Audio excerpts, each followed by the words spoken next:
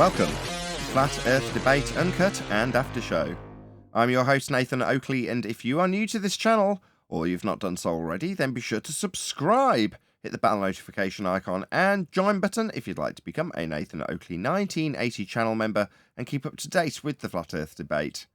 If you would like to support the channel, there is a super chat that runs alongside each of these shows while they premiere, and there's also a PayPal, Patreon, crypto and thanks button in the info box below the video. Speaking of patrons, I'm going to do a quick shout out to all of you who do support me on Patreon, so a massive shout out of thanks and appreciation to Mitch Kennedy, Original D-Rose, Rod, The Name's Burley, Twad Wazzle, Jason Hornsby, Christoph Fournier, John Travolta, JMails24, Union Mento, M, Iron26, Endless, Flat Earth Sage, Golden McKinnon, Retro Bill, More Books, Kenna Bear, Bogey, Michael Kahn, John Kays, Patrick Gunnels, Banter, Will Brax, Mel B. Styles, Hairy Blade, Mobile Max 777, Neo the One, Rob W, Reese Pound, Del West Watson, Maria Neelands, Unbelievable Productions, Brewridge Ranger, The Real Gabster, Abraham Mohammed, Skeptic 936, Life is Short, Texas Mike, David Wayne Foster, and Dank. So another massive thank you to all of you for supporting me on Patreon. Now I will hand over to whoever is in Discord and Google so you can enjoy their dulcet tones while I set up for today's live show.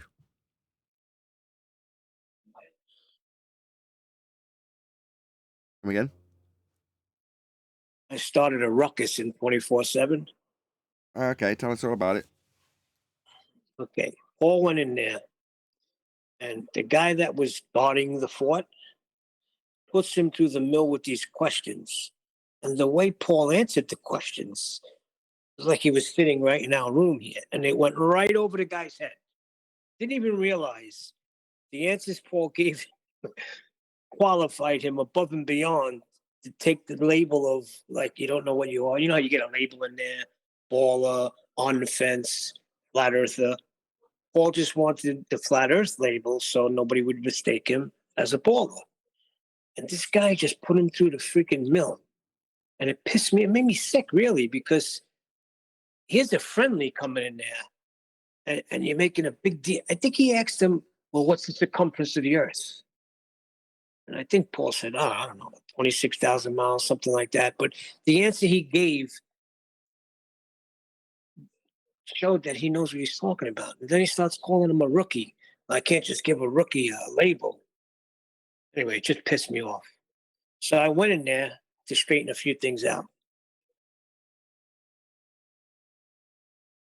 Okay, tell us more.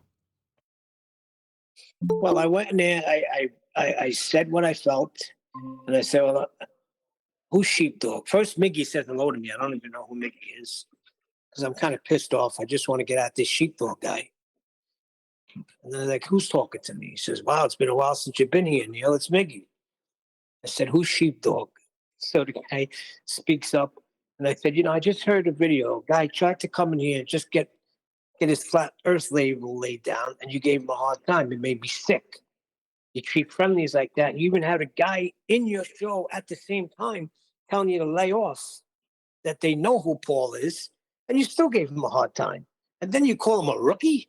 I don't know what I said, something to that effect. I called him an effing idiot, and I left. But then I was listening to the show on YouTube. They didn't know why. They were begging, can you come back in and clarify? And then they were putting the guy's sheepdog to the mill. Oh, that's what he said. He said that QE would agree with him that there is a model. He bet me $100 as well. Yeah, he bet $100. And Paul said, listen, QE constantly says, what model? And you're telling me that there is a model? So anyway, I straightened some shit out there, but I got him hopping. But, they got to be careful, because anybody else, you try to go in there and, you just want to get on. And I understand you want to make sure, like, it's not an idiot. But the way Paul was giving the answers, I mean, come on.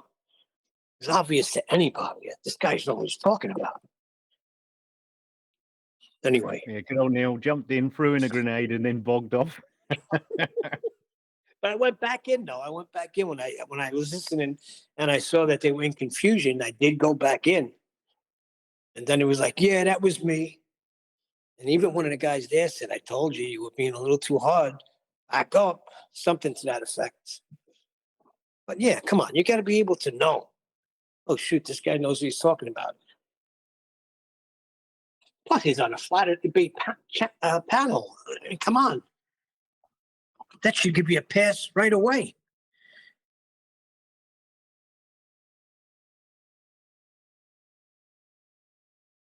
I thought it was a didn't video understand about that... the hierarchy. No, sorry, go. I was just going to say, you sent something from space.com. I thought it was a video. No, I reposted something 10th posted, and I thought it was a video. Was it not a video? Nah, it's just an article from space.com. Oh, well, I suppose we can do article reviews as well. Probably. Boo. Yeah. Hold on, article reviews are good. I posted a few article reviews. I understand we're at a different level now, breaking down these videos, but articles are still good. Nah, someone find a video.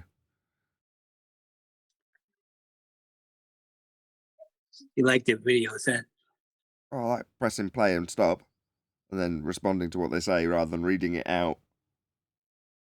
That's hard to listen to because I'm reading out the context of the article and then responding to it, so the tone and timbre's the same for both.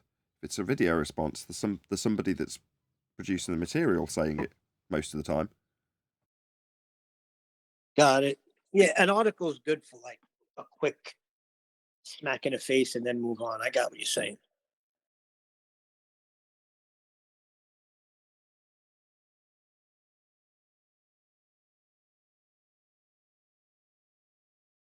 Anyway, hopefully someone will dig out a video. If not, we'll do the rest of the little joke video from yesterday. You should play that 24/7 thing. It's only about 2 minutes that Paul's journeys into 24/7. It's kind of funny. I don't know. If you've got it, fine. Yeah, we have it. Post it, Paul.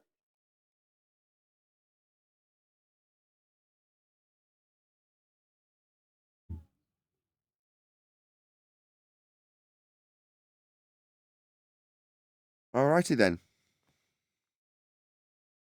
I'll get it. Give me 1 second. In masturbators now. If you really want to, Neil.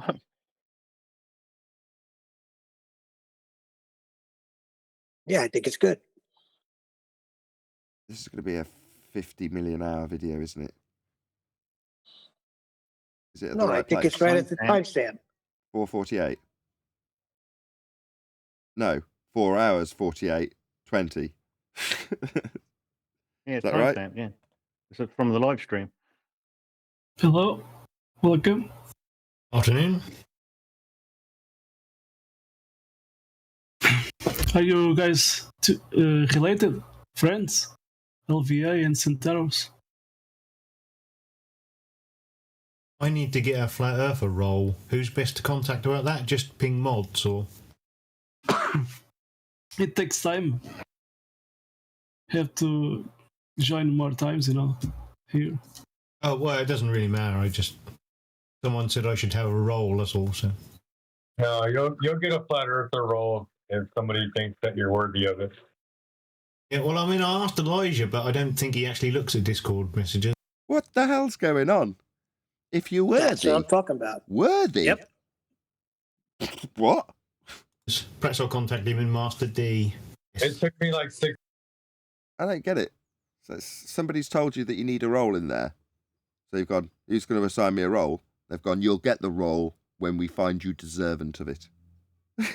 What? All right, okay. Your response, perfect response. I don't care either way. Someone told me I need a role. That's exactly the right response. 6 months, man. Don't worry about it. Just keep doing your thing. Keep talking to us. This is Flat Earth 24/7 Discord, right?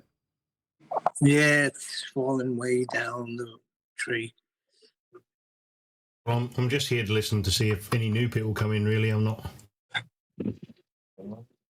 for Wait. debate, really. Here to me. Where you cut out there? I said, you're new to me. How long you been here? Oh, I'm mostly over at FED. Oh, yeah? When their server got did. My account got stopped for 4 months, and I've only just been able to get back on. Okay. Well, how long I you been of downloading the desktop app? So they have root access to your PC if you do that, and they blocked me by media access code on my network card, which they've obviously unbanned now for some reason. How long you been a flat earther? About almost a year. Okay. What brought you to flat earth? Oh, it's just on my list of things to look into. This is much more reasonable. Just figuring out who you are. That's fair enough, right? Did, and about 3 weeks later, that was it, really. What Straightforward, isn't it? What would be some of your convincing things? What things what made you be convinced that the Earth is flat? Sea level. The fact that we only see one face of the moon because it perfectly lines up with the Earth's orbit and everything, that's just absurd. Yeah, but I mean, like, seeing one face of the moon, like, you see one face of the moon all the way across the sky. The face never changes. That kind of, like, tells me that it goes in a circular pattern, don't you think? And Well, I then, mean, like, lights in the sky don't behave like physical objects, do they? Because they just don't. I mean, as something gets further and further away, don't you think you'd see a different angle? What were you moaning about, Neil? Because all this seems perfectly reasonable. It's worse. Okay. Good Well, yeah, day, exactly. everyone. Good day. There's just so many reasons, and there's like it's basically everything. Well, I mean, if it was flat, you would think that you'd see like the lateral view of the moon instead of the same face all the time, right? No, because you're assuming that the moon would be a rock in space, aren't you? It's not a rock. Well, it might not be a rock, as far as we know, it's a light in the sky. But I mean, do you understand what I'm saying? As far as like just because you see the moon in the sky doesn't mean that the Earth's flat. And it doesn't. It's just a fact. I mean, I suppose the main thing is that there's no appreciable curve. So, and sea level. Ships disappear from the bottom up. Yeah, the angular size of the wave is bigger than the boat at some point. Yes. I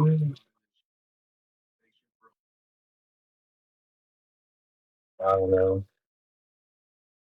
What else? What else do you think makes the Earth flat? When you look into how they claim things, you just see that they just ignore perspective.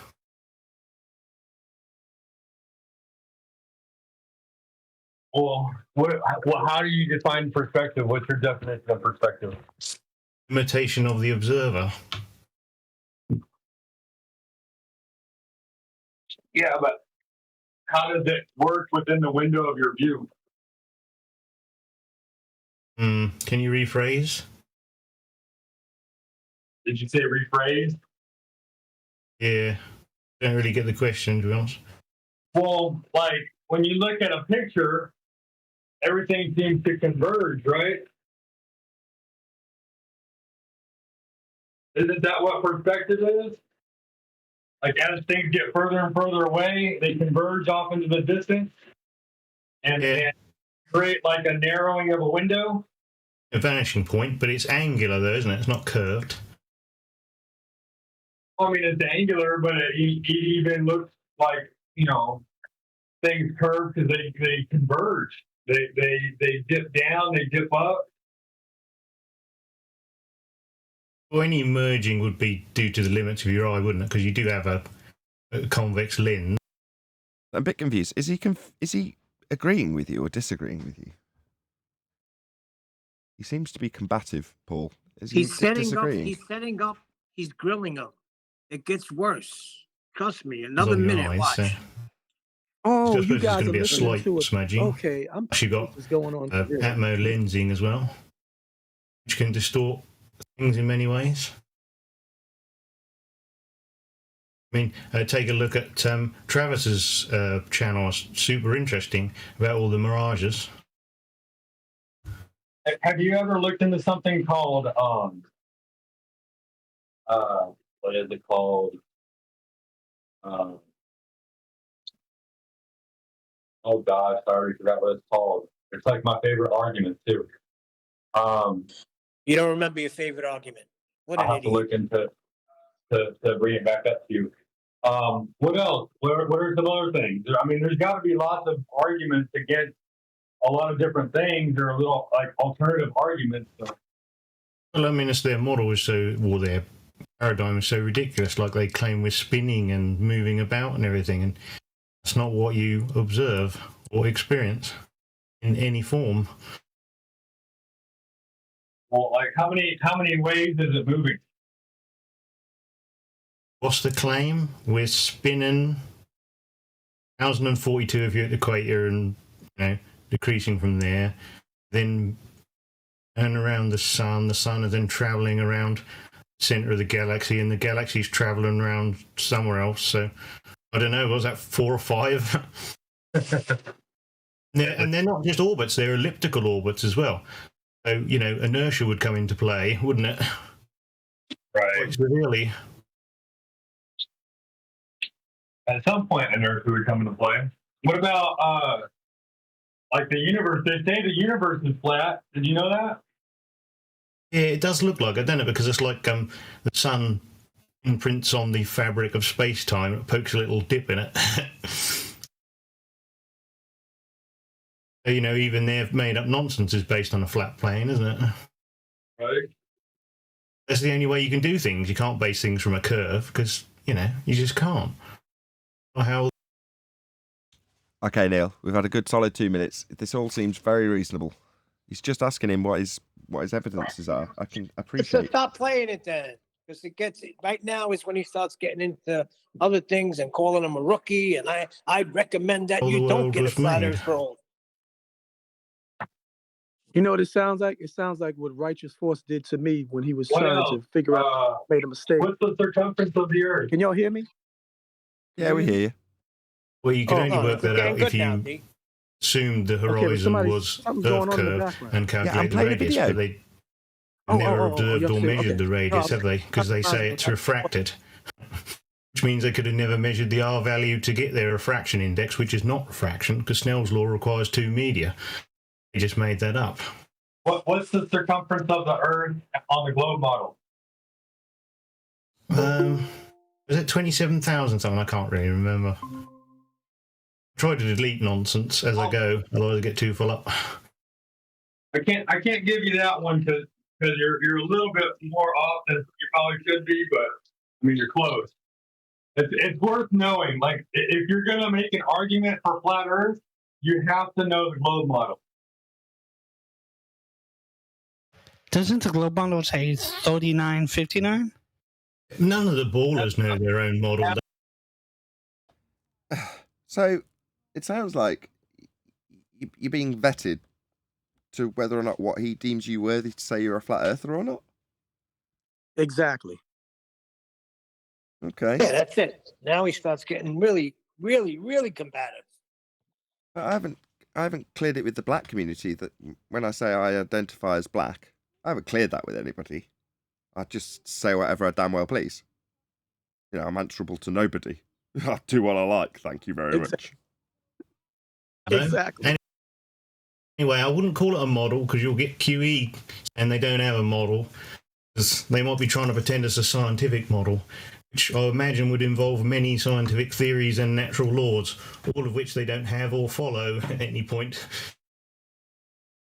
Yeah, no, I mean it's important. You got to know the globe model to argue it, because what you'll find out is when you're arguing globers, they all believe something different about the globe model. There's no consensus on it because they have to. The idea has to fit in their head. We don't need a model because we don't know what the fuck's going on. We just know that their model is wrong. We falsified their model. The burden of proof is on them, not on us.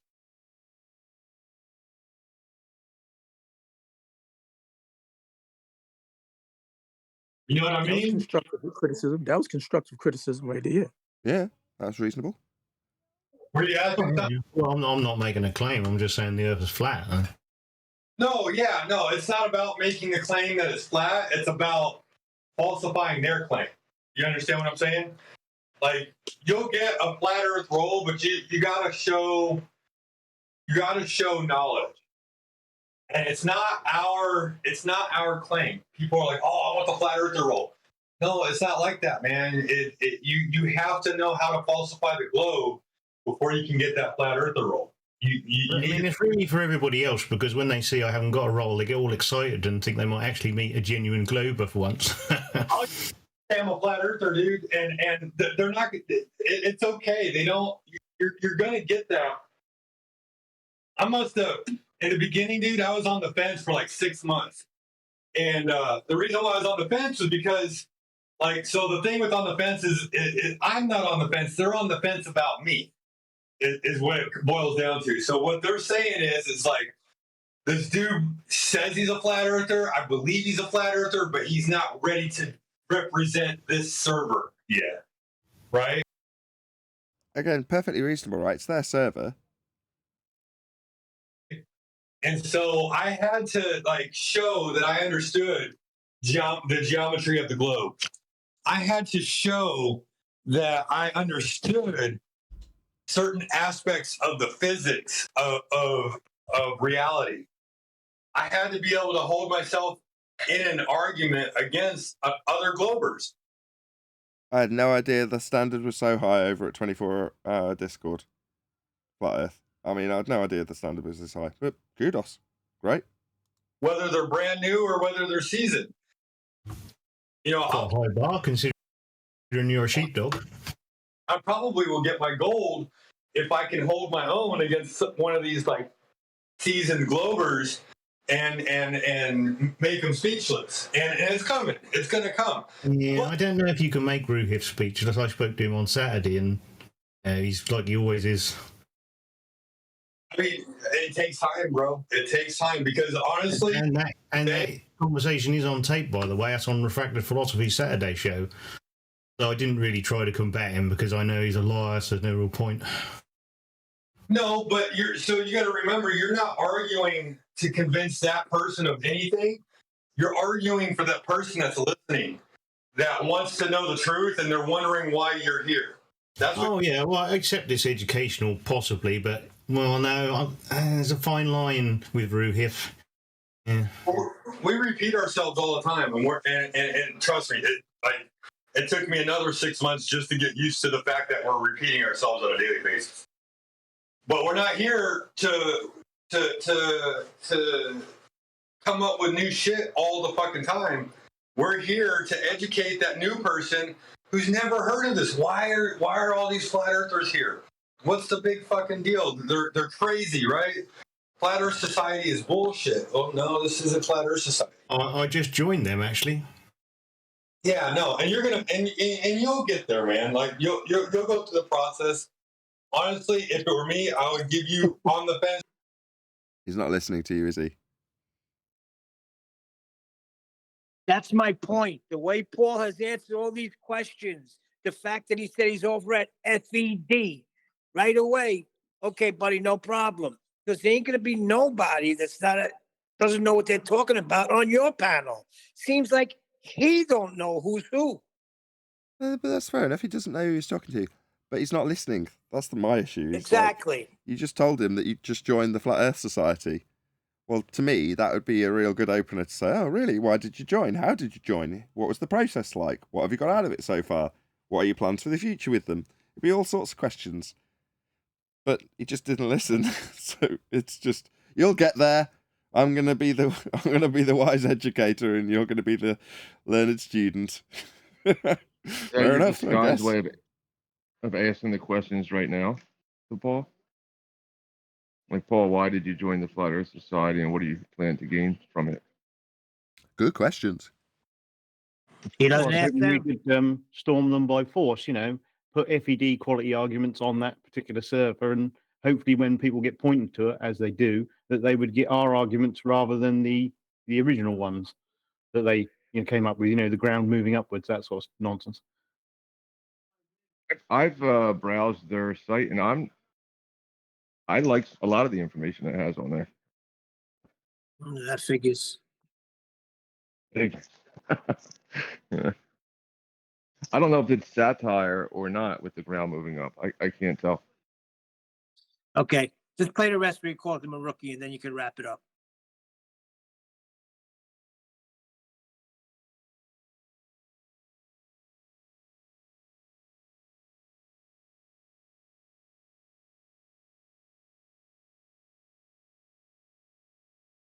Well, maybe not.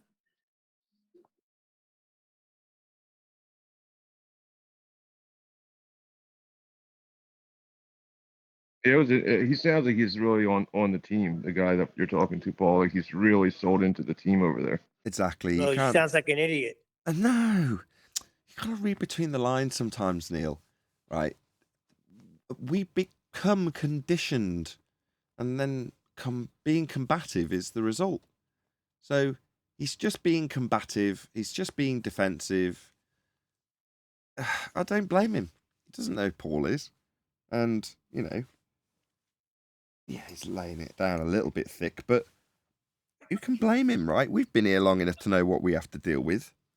Yeah, but that's fine. But when other people come in and tell him to back up a little bit, and they vouch for Paul, he still continues to go on, and that's not his job. Mickey even said, Mickey came in at the end of this, and he was like, whoa, take it easy, lay back. That's not even your job to tell anybody if they're a flat earther or not. There's certain mods that do that, and that's all he had to say. I have no control over that. No, I get it though. I get 5, 6, maybe even 8 years ago now, Validation Boy saying the same thing. Look, if you're going to come out here and declare yourself a flat earther, you better know your stuff, right? And if you don't, you're going to make us all look bad. So don't just go around declaring yourself a flat earther because it's the new hotness. You know, learn about what it is, learn about how to debunk their arguments, then declare yourself a flat earther. Now, the sentiment, well, I can turn around and go, I'll do whatever the damn well hell I like, thank you very much. I tell you what, you paint my house, then you can tell me when I'll do what in terms of labelling myself a flat earther. How about that? Are you painting my house? Why not? Get on with it, paint my house. You don't want to do what I tell you? Yeah, likewise, get lost. Well, could I say something on this? No, you do not have my permission. Of course you can. Go ahead. Yeah, well, look, I can understand someone being that way because we've had such bad representation for so long. You know, with a lot of corrupt people who have been put forward as our representation. And there's a lot of people who made us look bad by not having the information they should have had and not making the arguments they should have had and things like that. So I can understand someone being defensive. I can understand that because I'm defensive. You know, I don't have much trust in other flat earthers. It's the truth, I don't. There's only a small group of people that I have a bit of trust in to make the right argument, you know, that kind of way. So I can understand that I couldn't tell someone you can't say you're a flat earther. But I could tell him, I could say to someone, if you're going to be debating it, you know, I would grill someone on their arguments. You know, I would do that. You know, someone who would seem to be new or whatever. But you know, I can understand the defensive. I totally understand that. I think the next part is where it comes in. I think the way Paul answered the questions, they went right over the guy's head. He's not even listening. But here we attack claims, don't we? So do we care what someone labels himself as? Not really. No, but you attack the claims because you're listening and you hear. This guy's just not listening. Sometimes he is, sometimes he isn't. Well, what can I say, Neil? You know, he just got his badge at the ceremony, and you're trying to ruin it. Yeah, that's how I interpret this, right? He's proud that he can say, look, I've got a status on this server because I've earned it. I've earned it by showing that I know how the globe works and therefore can debunk it, and I've got some good solid grounds to declare it's flat and I can prove it, and I want to see that you can do the same because I'm proud of my status. And if you just want that status, then you've got to do the same. That's what he's saying. Now, it's petty, but on the other hand, if you just look at it from a slightly different angle, you've got to admire the guy's tenacity in this regard, although he's not listening, and pride in what he's established himself as. He's got some pride in that, and I admire that. Now, is it You fair the way admire he's talking to that when Paul? he says Probably that not. there's a model, and QE would agree with him that there's a model. That's the part I wanted heard. It's just as a stepping stone for you, so that way you feel like you're making headway in all of this. But like, I wouldn't be ready to give you flat Earth myself, because you don't know the globe model. You need to be able to argue against these motherfuckers. If you're going to get flat earther, you're going to be representing us. And why do I need to know the circumference of them begging the question? Because the circumference gives the radius. The radius, two radiuses give an arc. The arc gives you the curvature ratio of Earth. They don't have a radius. Huh? They don't have a radius. Bingo. Say that exists. It only exists in the maps below surface level. But the globe model says there's a radius. You have to know that shit right offhand, dude. No, I'd ask them where they got it from. Doesn't matter, dude. You need to know what their radius is for them. That's the whole point. They don't know their model. You're supposed to know it better than them. Yeah, 6 of one and half a dozen of the other in terms of whether or not he's right or wrong. Because Paul's response is to say, nah, it's their positive assertion. And he only suggested that himself 5 minutes earlier. Look, it's their positive claim, so you need to, get on it, because lots of them will have different ideas about what the globe is, because they don't know their own claim. Therefore, his point is made valid, because he's saying, you've got to know it better than they do. So, like, Paul's response, why do I have to know their claim they're begging the question of? It's their claim. They need to know it and prove it. And his response to that was, nah, it doesn't matter where it came from. Well, no, that's his rebuttal. If someone comes along and says, I know Earth's got a circumference, okay, how is it measured? Why are you assuming it's got a circumference? Would be the two responses that they got from Paul, and he's disseminated that, but he's not listened. Again. The claim is 3959, but it changes based on the weather. Well, what is that number 3959? How about that question? What do you mean? Why is that number 3959? Why is that number that number? Why did they pick that number for the radius? It's approximation of elevation angles from Polaris. Good answer. Nope. That calculated from that to make their globe. It was built from a flat plane. Nope. You mean no? You said no. This is the This is what I'm frustrating talking thing about this channel. You got people who shoot friendly people in the face over here. It's really aggravating. LVA Paul's not a flat earther. What world am I living in? Hold on. Do what? Say that again. It's frustrating. You're arguing for a radius, and LVA Paul's saying there is no such thing. Because I'm a flat earther, and I'm telling him that he needs to know the globe model better than the globers. What globe model? He's already asked you that. He's already said that there is no globe model. There is a globe model. It's the one that everybody believes in.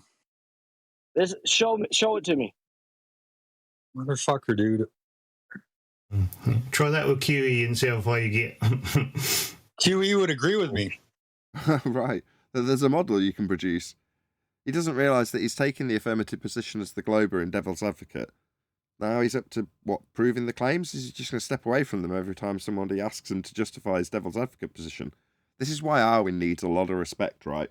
What Arwin does takes skill, and he's disseminating the skill it requires. But he hasn't got that skill. I mean, more power to you if you're going to try and be in that position and say you've got to know the globe. You've got to know where they got the radius from. Well, where did they get it from? Well, elevation angle measurements to Polaris? No, they didn't. Did they not? Well, you tell me then. Where did they get it from? You're in that position, not Paul.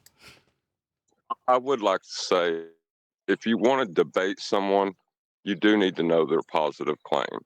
If you want to end the conversation, you just need to know where their claim come from. Exactly, John.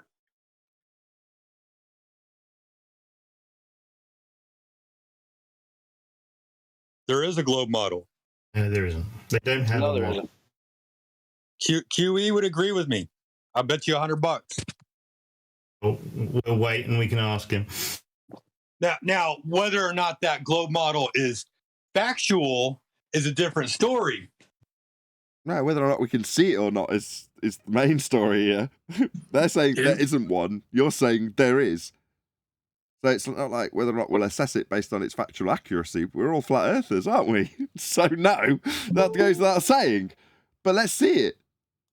Now, don't get me wrong, maybe he doesn't appreciate the beauty of this argument. But when I first saw cathexis use it, to absolutely devastating effect in such a nonchalant way, they were chatting away like this guy, the guys over at Gem Pandas, about the globe model. The model this, the model that, the model is this, the model is that. And cathexis says, can I see it, please? Really casual, like. And he just watched them squirm. It was absolutely brilliant. Well, I'd just like to say that I have a 40-minute video detailing where the radius came from, their claimed radius. And it is, as Paul says, that is where the radius came from. So the guy saying no to that was either just not listening or he doesn't understand where the radius came from. He doesn't understand. He doesn't understand. Yeah, he can't be telling Paul you don't know the model, but Paul is after giving him the exact place that the radius came from. That's my point. Some people just want to argue; they don't want to win. Yeah, exactly. And more specifically, there is a claim of a globe model, not a globe model. That is the correct way to term it. There is a claim, not an actual model, just a claim of a model. And that's what Paul was saying. And this guy kept saying, no, there is a model. Well, I didn't hear Paul say anything wrong in that exchange. Not yet. He doesn't. That's exactly right. Because like you said before, what is a model? A model is a prototype, smaller version of something that is real, that exists, or that is going to exist. Like if you're making a new car, the new 2024 Toyota Corolla, like you guys love to drive. You know what I'm saying? It's an extrapolation based on measurement. Right, and they don't have any measurements. Yeah, it has to be physical too. I'll just say this before we go live. So yesterday, as you probably know, the computer crashed during the middle of OBS crashed during the middle of the show, which is indicative of a RAM issue. The encoder, the iGPU integrated graphics card that's in the CPU chip, likes memory to be absolutely perfect because that's what it's using when it encodes the show. Anyway, as a result of the show being stable for a month at a particular speed, I've kept the same speed and sort of loosened out the timing of the RAM to make it easier on it, or easier on the memory controller. Anyway, that also means that it doesn't need as much voltage, and if you give it too much, it just overheats because it's got more voltage than it needs, so it just chucks out heat, which means I've had to lower the voltage, which means that there is again, at the starting point, the only way to test this stuff, as much as I've spent literally 10 hours yesterday from 2 o'clock in the afternoon till midnight testing the computer and fiddling with it, it doesn't necessarily mean that it's tested. It's only really tested when you do it, when you do the show and put the demand on the computer that is the demand it's actually going to see. So at that point, it's like, I've still got about 500 millivolts of headroom that I can move up to if it does show signs of instability. If it does, that's just what I'm going to have to do. So I just want to make my apologies in advance because obviously yesterday's show ended and then I just immediately got into solving the problem. Good in a way because it was stable for a month, but you don't want it to crash when there's a really important debate going on or a really important interview going on. So the fact that it crashed when we were just responding to a video is fine, but just so you're warned, there may be other issues down the line once or twice, and then it'll be resolved, hopefully, with a bit more voltage. Anyway, I just thought I'd drop that in now.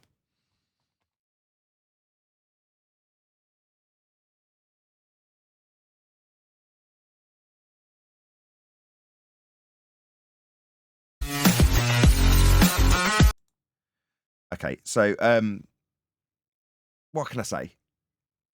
I'll give a summary. Paul's being critiqued in terms of his flat earthing skills by whoever this guy is. And his sentiment is that Paul should be proficient in the globe model prior to being out on the circuit debating flat earth, or at the very least in the Flat Earth 24/7 Discord server as a representative of flat earth. If he's going to be there, that's this guy's attitude, Paul, that is. If Paul's going to be there talking flat Earth, he better damn well know how big the circumference is of the Earth that he's not claiming. Paul's response, I'm not claiming it. It's a begging the question fallacy. Why would I need to know it? But that's not really been listened to. So that's where we're at. If anybody else wants any, do you want any more or what? This is a fellow flat earther criticising Paul for not knowing heliocentric rhetoric well enough. Correct, but he does know it. Yeah, Right, and Brian and I can relate. Doesn't matter. I can relate. I've said similar things. You need to know your stuff. You should know the argument better than they do if you're expecting to win. So I can relate. Yeah, but just the way Paul answered certain questions, you should know that he knows what he's talking about. Come on. Okay, so Neil's issue is that the I critique don't get- of Paul shouldn't even be happening because he's obviously a flat earther. He's obviously, for a start, he's given thousands of pounds to this show. Yeah, not that that's something that should buy you way into That's getting a not flat the Earth badge. point. But my point is, he's a dedicated supporter of this show, right? Now, does that mean he has to prove his salt in terms of his debating ability to call himself a flat earther? I would say no. This guy, for his server, is saying, it's not his server, but, considering he's a accredited flat earther on that server, he's saying you need to earn that here. That's his point. And Neil's saying, no, he shouldn't have to. Paul, that is. Sorry about all this, Paul. You're being very quiet while we talk about and critique your interactions on Flat Earth 24/7. Hope you don't mind. Almost talking about you in the third person at the moment. No, it's just, I posted it in the war room for you to see. So people I know Elijah follows 24/7 quite closely. So he just was aware that this was happening, in case other new flat earthers come on board. I was concerned that they might be put off from, joining other flat earth groups. Well, exactly, and I want to see the reverse of that, which is why we're giving it our attention today, not to mention the fact that 10th Man isn't here, therefore no one's queued up a decent video to respond to. So this is what we're doing. Oh, I miss 10th Man. Floppy seconds, is that what you're saying? Pardon? Floppy seconds, that's what we're doing? No. Has someone else reviewed this already? I'm only kidding. But I agree with you.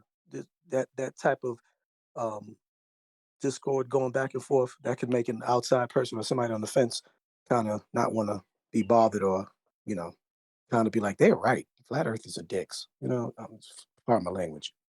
But you know what I'm saying? Yeah, I don't. But I can understand where the guy was saying, how you kind of say, Nathan, in a more appropriate, politically correct way, how let's leave the speculative aspects alone, leave all of the, the what ifs, the assumptions, and all that thing. Let's stick to the facts. I can see what the guy is saying because he's speaking what you're saying, but the way he's doing it is a put off way, and that can make There a is person. no way, there is no way Nathan would grill any further when somebody says that they got their model, so-called model, from elevation angles from Polaris on a flat plane. Right there tells you, oh shoot, this guy knows what he's talking about. He wasn't listening. Oh, I got you. He wasn't Okay, listening so to that's that, though, was he? He didn't hear it. I didn't hear it. Yeah, I didn't hear that. No, not you, I'm D. sorry, yeah. The guy that Paul's speaking to didn't hear him. So he said, why would I need to? They're just begging the question. Now, because he said it in a nonchalant way, it's gone in one ear and out the other. So they come in here fucking screaming to high heavens, you guys are a bunch of fucking idiots. Y'all don't know anything. Y'all don't even have a model. Your flat earth model sucks. See, this is him justifying why he's a dick, as you call him. And again, I can relate. And I'm sure Brian, who's also a dick, can totally relate to this. As dicks, we can say, yeah, we understand that people feel that we are dicks in our behaviour. And I have behaved like this, Neil. There's been people who've come into the server that I've mislabelled. I haven't assigned them correctly, given them their badge. And they're flat earthers. And I've started critiquing them on their postulations about how a globe might or might not work, assuming that they're a globehead. And I've tore into them instantly because of my prejudice. Right? Showing my sleeve, my heart on my sleeve, by going, I don't like you, you're a glober, so I'm going to rip into you based on what you've asked me. Well, I've just misjudged the person. Now, this guy has misjudged Paul, but he's, on his way to finding out that, but he's already got the adrenaline is already coursing through his veins, isn't it? Do you know what I mean? Yes, I understand. Exactly. It's like, bro, that's not how it works in here. You're sitting there saying I'm shooting you in the foot. You need to know what the globe says, dude. I'm telling you. And I keep agreeing. In the pre-show, I agree now. Right? It's the sentiment of what this guy's saying I totally agree with. If you're going to be out there arguing the toss about whether or not Earth's flat, yeah, you do need to know their model better than they do, because otherwise there's a good chance you'll lose when they confront you with something you've never heard of before. And you go, oh, I don't know the answer to that. Oh, well, Earth's a globe, ha ha ha. Well, if that's the outcome you're hoping for, shout out to Sensual Goat, gifted 5 memberships, have immediately got snapped up. Thank you very much for the support. Really appreciate it, Sensual They're Goat. allocated, Nathan. Allocated. Yeah, I think when somebody sticks them up, if you've pre-registered, you have to say next time I want to be included, and then I think it just kind of picks them for you. Because Wait, I thought to me. I thought you had to be the next person that says something in chat, and then you get the membership. That's how I got it one time. Maybe. Or they just decided you were going to get it. But either way, thank you very much, Sensual Goat. Like I say, this guy, he's got a lot of adrenaline pumping through his veins, and the sentiment of what he's saying, I agree with, regardless of it being to a very avid supporter of this show in a negative manner. I can't disagree with him. If you don't want your ass handed to you, know their model better than they do. And when I say their model, I mean their assumption that all of their maths and figures results in something physical that they can present to us as a model. It doesn't. There isn't. That's currently where we're at in this discussion. On you right now. I'm not going to give it to you. I'm not going to give you flat Earth. I'm going to recommend that you don't get flat Earth. And Just that's the because you're sitting problem. here arguing with me about what I'm telling you need to know as a normal flat earther, you need to know the globe model better than them. That's why QE is such a badass on his arguments, because he knows what they're going to fucking say before they say it. So go get QE. Go get QE and have him come in here and talk to me. I bet you he'll agree with me. Is the So point it's now not getting really. is this about getting a label in Discord? And now you've got to take a pop quiz before it. No, The not label of exactly. flat Let me earther clarify, was- Adam. No, not exactly. The sentiment of what he's saying is, in order for me to be designated as a flat earther here in this server, I had to show competent knowledge of the globe model and competent knowledge of flat earth proof, and then I got my accreditation. If you want it, you've got to achieve the same standard I had to, and it sounded like he was proud of that assignment to that category in this server, and the pride of that one has led him to, demand that someone else reaches the same standard, just to give him a bit of credit where it's due. That's not what the badge was for. Last time I was there, that was to say whether or not you were recognized as a flat earther. Not it was issued when a certain competency of argument was achieved. It was there was the 5 questions badges and stuff like that, where you could take someone apart and get given a gold badge for demonstrating that kind of skill with knowledge. But to me, the flat earth badge was just to identify who you were talking to, and exactly you got it when it was clear you were a flat earther and not somebody pretending to be a flat earther. But you didn't have to pass a test in terms of knowledge test. It was just your integrity test on the server. Are you who you say you are? Hold on a second. Are you saying you've never passed the test, Adam? I was given the whatever it was called, that 5 point slap thing that you can take a ball apart with. That I earned, but I was just given as soon as I turned up, flat earther, because I don't think I had to demonstrate to those guys that I was a flat earther. I didn't think I was given it because of my knowledge. I wasn't either, and that's the point. Paul just wanted to be recognized as a flat earther, so nobody would mistake him as a glober. End of story. Yeah, my And I think he's proven it.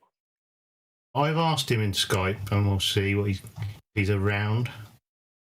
Say, I want you to ask him this: as a flat earther, is it important for me to know the globe model? Oh dear. that phraseology, I already know what the response from Q would be.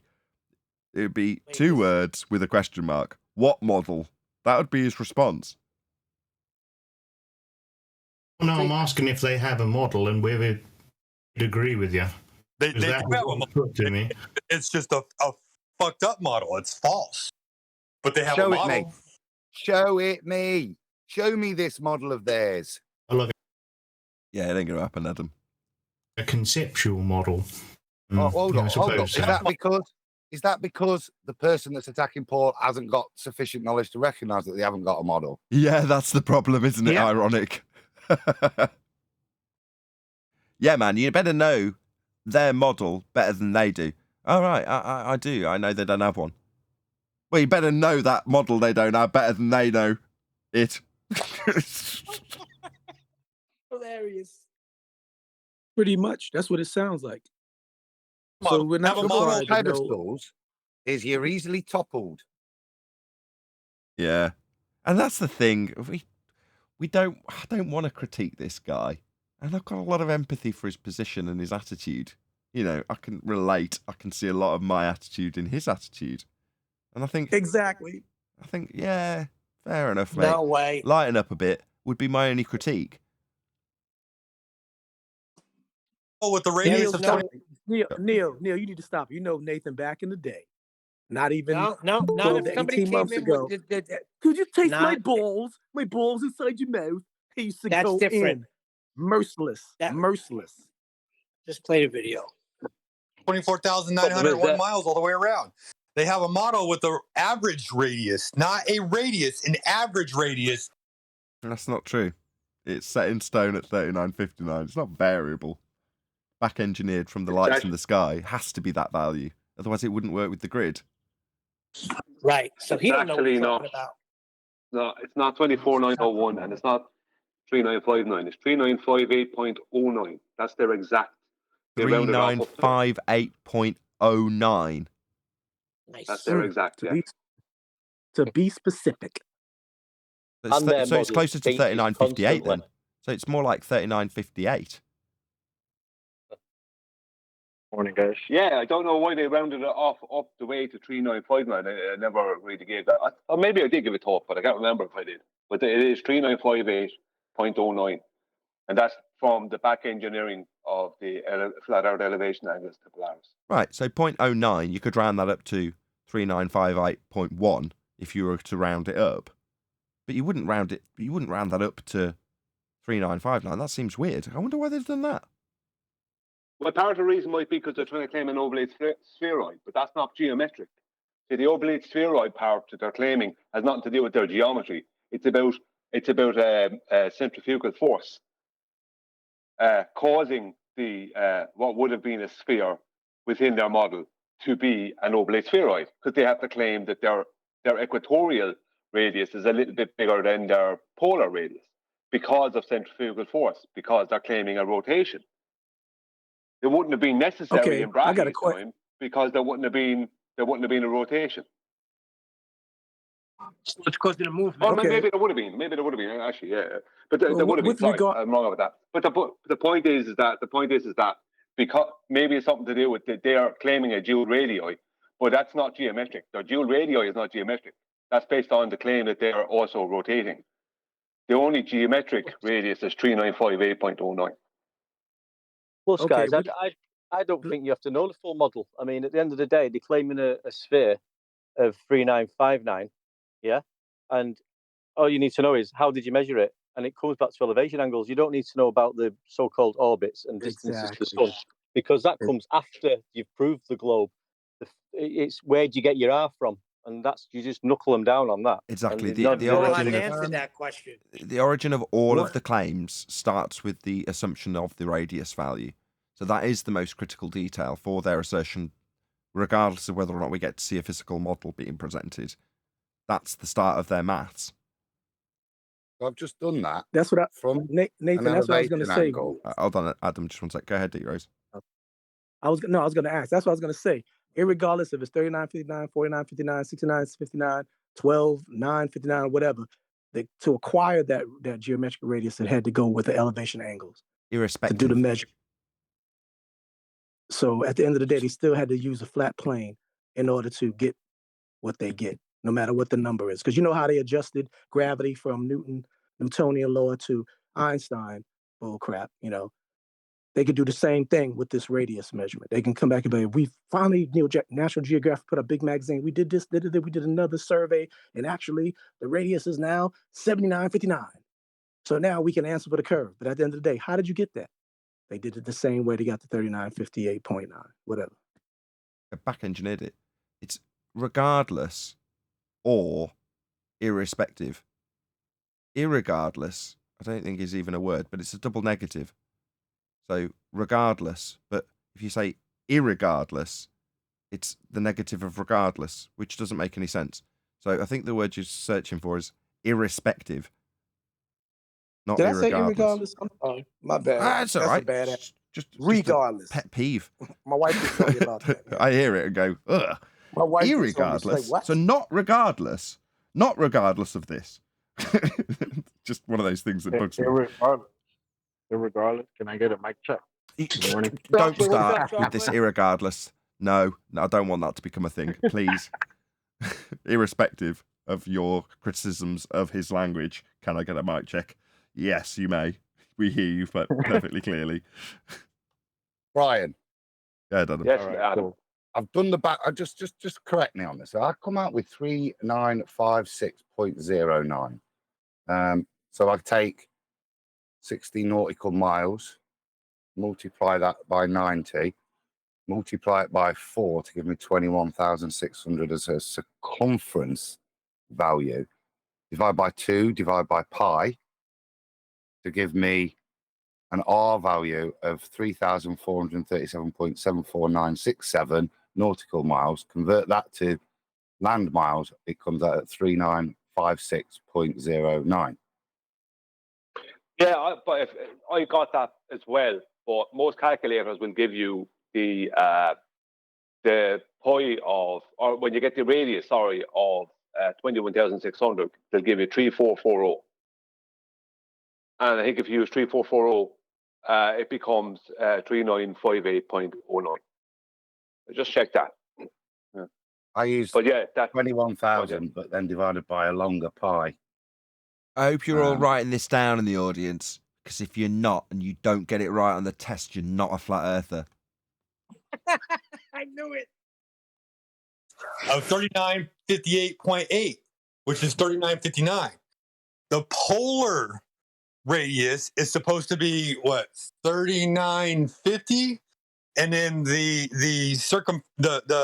equatorial radius is supposed to be 3963. Come on, you're supposed to know this shit, dude.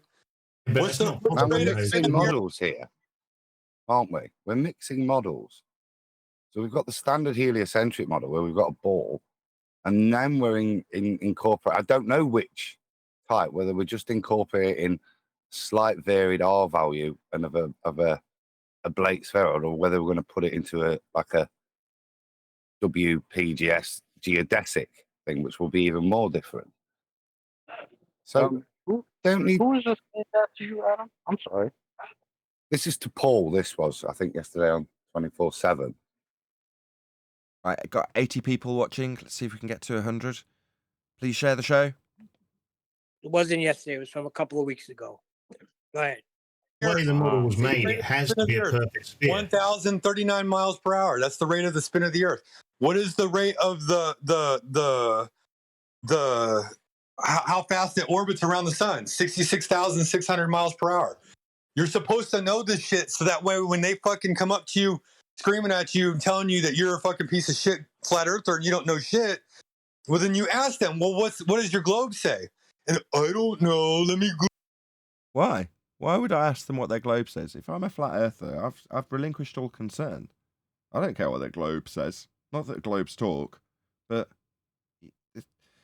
there's a danger when you become a flat earther with this attitude, which is, again, I've justified it a couple of times. I'm not going to do it again.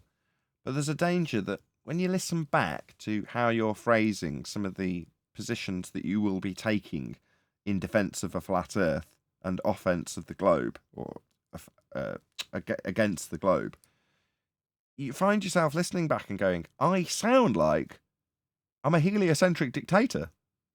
Because he's barking out what this guy needs to know, Paul. Right? You need to know this, Paul. You need to know Earth spinning around the sun at 66,000 miles an hour. You need to know this. Because if they come against you and they tell you about how the Earth's doing this and that, it's like all we're focusing on is how well we do or do not know the globe. Now, that dissemination of information starts with the Feast of Nonsense. So you get to the Feast of Nonsense as a flat earther, and you learn all sorts of counter-arguments to the globe. Now, this is ideal if you're in a controlled narrative situation with flat Earth essentially being controlled by the people who put out the narratives that flat earthers will parrot. And if your arguments are all hinged around understanding how the globe doesn't work, your understanding of your argumentation is about the globe. Therefore, you and your opponent will only argue about how the globe does or doesn't work.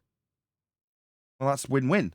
It's like arguing about whether or not there will or will not be a deflection at 15 degrees now because we do experience Coriolis in line with the globe claim, or do not experience Coriolis because we've shown it doesn't happen, therefore Earth and atmosphere turn together. Well, that's still Earth turning as a sphere. Well, which are we going to argue about? Earth turning as one with the atmosphere, not giving us Coriolis as claimed by the globe? Or should we argue about how the globe says we'll have Coriolis and we don't have it? Both result in two people arguing about the globe. That's very handy for the protagonists of the globe argument. Go ahead, whoever that was. So what globe? The globe that you needed to measure elevation angles on a flat plane to get? That globe? That's what Paul said. What Paul said exactly that. That may have been what Paul said, but what Chocolate's doing in the face of my seemingly very negative position put forth in regards to this discussion. Turtle Productions. Which is to say, far better, as Chocolate's just demonstrated, to point out that the globe required a flat Earth. Because then, if the globe comes into the equation, which it will, your opponent's a globe believer, it'll be about how the globe required a flat Earth to be in existence. Then you're arguing very differently, aren't you? Then it's not two people arguing about how the globe will work or will not work, but both are globe related. It's like arguing within the begging the question proof of nothing perspective hijacking Earth curve calculator, as we did back at the Isle of Man. What is it, 5 years ago now? Well, when we did that, what we didn't appreciate when we were saying, look, you can see more of the Isle of Man than you should, right? We didn't appreciate that than you should is how much the globe says it will be visible. Well, what we've got is an inconsistency with the globe. Well, that's very beneficial to the people arguing. That's why they came in droves. Because no matter which way it went, no matter how much we showed it not matching with the model, they'd tell us how the model could be changed to match it. But that was a win-win no matter what happened for the globe. Now, had that argument have said, how are we getting these lines here? Are these straight? Really? So none of these lines for accurate measurement are refracted? All right, let's just draw a big fat line through refraction. Because obviously we're using straight lines, aren't we?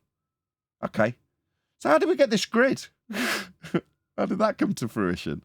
You know, for us to know the longitude and latitude lines. Where did it all come from? Was it with the straight lines and angles to the stars? So all of this argument about whether or not we can or can't see something based on how the math says we can or can't see it and whether or not it'll be fudged to match the picture in an orthographic representation is irrelevant because the model was made from a flat Earth. Like, you wouldn't have this model of a globe if it wasn't for the angle measurements from a flat plane. So why are we even arguing about how much we can or can't see at the Isle of Man? The angles that were used to make this model came from a flat Earth. So this is nothing more than a flat Earth proof. If this works, it works to demonstrate how well the flat Earth elevation angle measurements used to make the model work. If it doesn't work, it's how much of a failure it is to assert that the Earth is curving when you've measured it flat. Now we have a win-win for flat Earth, don't we? Where are all the globers? Yo, hello, globers, globe believer, where are you? You don't come anymore when the argument is left in a position where only flat Earth will win. And every time someone puts up a $10,000 challenge to say, how do these flat Earth elevation angle measurements work on a flat Earth, we point that out to them. Hey, MC Toon, you're not here. I have an open door. Why aren't you ramming down the flat Earth elevation angle measurements in your challenge anymore? Why aren't you here telling the world how wonderful you are for not having paid anybody like a scammer, for not satisfactorily figuring out how the flat Earth elevation angle measurements in your challenge work on a flat Earth? I wonder why Toon isn't here, like his predecessors. That'd be Rumpus and Charles Flat Earth Math and who's Cats, all the people who did come here when they thought that they could win, when we were arguing about Earth curve calculators that were win-win for the globe. Not anymore. Now they don't come because they can't win. The globe required a flat Earth. Why is there still only 80 people watching? Share the show. What's wrong with you people? Smash that share button immediately. Yeah, that's how the argument should be positioned, and that's what Chocolate's just pointed out. Tell them how their globe needed a flat Earth elevation angle measurement, and you watch them disappear like a whippet with a bum full of dynamite. Or watch them or listen to them tell you how flat and horizontal it is in order to get that elevation angle in the first place. And And to, you sit and back to and laugh, follow have some that, popcorn, snack and, the back. and to follow that, we close the coffin. Like, why aren't we trolling these people? I'm not interested in covering video responses from them anymore. These are the anti-flat earthers. But there's no reason why we can't poke the bear, as Anthony Riley used to say. I mean, while we're telling people to go and respond to the videos, I don't even have to put MC Toon's video up. If you're aware of him, you can let him know at Nathan Oakley 1980 sent me to let you know you need a flat Earth for your elevation angle measurements and your challenge. Give me 10 grand. When he's got about 50, 100, 150 messages from people saying at Nathan Oakley 1980 sent me, give me 10 grand. You need a flat Earth for the elevation angle measurements. The challenge only works with the flat Earth. Give me 10 grand. And when there's 150 messages all saying the same thing to MC Toon, what's he going to do? Pay up the 10 grand? No. But I will label him a con artist and a cheat and a scammer and a fraud because he's not coughing up the 10 grand. We've told him. Yeah, these angles came from a flat Earth. When you say how do these angles work on a flat Earth, plot it out on a flat Earth, they came from a flat Earth. That's the end of the challenge. Only works if Earth's flat. You wouldn't get the angles to ask us about if it wasn't flat. That's how they were measured. Give me 10 grand. Where the hell is it? Put it in my bank, MC Toon. You dirty, cheating scumbag fraud. Yeah, you cheating liar. You offered up 10 grand if people could show how flat Earth elevation angles measurements worked on a flat Earth. Yeah, well, we pointed out how self-defeating the argument was. He didn't pay us. Making him a fraud. That's what the globe side of this argument has. Not people piling in on here en masse because the doors are wide open for them to come in and tell us how globe-shaped it all is. No. To offer up 10 grand that they won't pay anybody when we prove that the angles in the challenge require a flat Earth. They won't work any other way unless they're measured flat because they're angles. They're straight lines, not curved ones. End of challenge. Flat Earth proven. Did Paul, the other Paul, get his 10 grand? No. Did he get 25 seconds to point that out and then get rumpused after a 20-minute presentation from Ruhif? Yeah, he did. Yeah, but that's what we have to oppose. That's why they're not here. Well, if you understand that as a position to take as an argument, that the globe required a flat Earth to exist, then you'll never lose. Understand that. You don't need to know what the radius is. You don't need to know what the circumference is. You don't need to know what the axial rotation or angular velocity is of their claim. Know that their claim relies on a flat Earth to get it. That's all you need to know. Even if they're, they have to admit that they need a flat, level, horizontal base, and even if they're admitting they're using mercury or water, which they can do, after that, all you need to do is then ask them what formula they then used to turn it into a spherical. Ask them what formula, because it's a mathematical formula thereafter for the globe, not reality. Right. The globe requires a conversion from a flat Earth. What else is there to say? we wouldn't be here if that wasn't the case.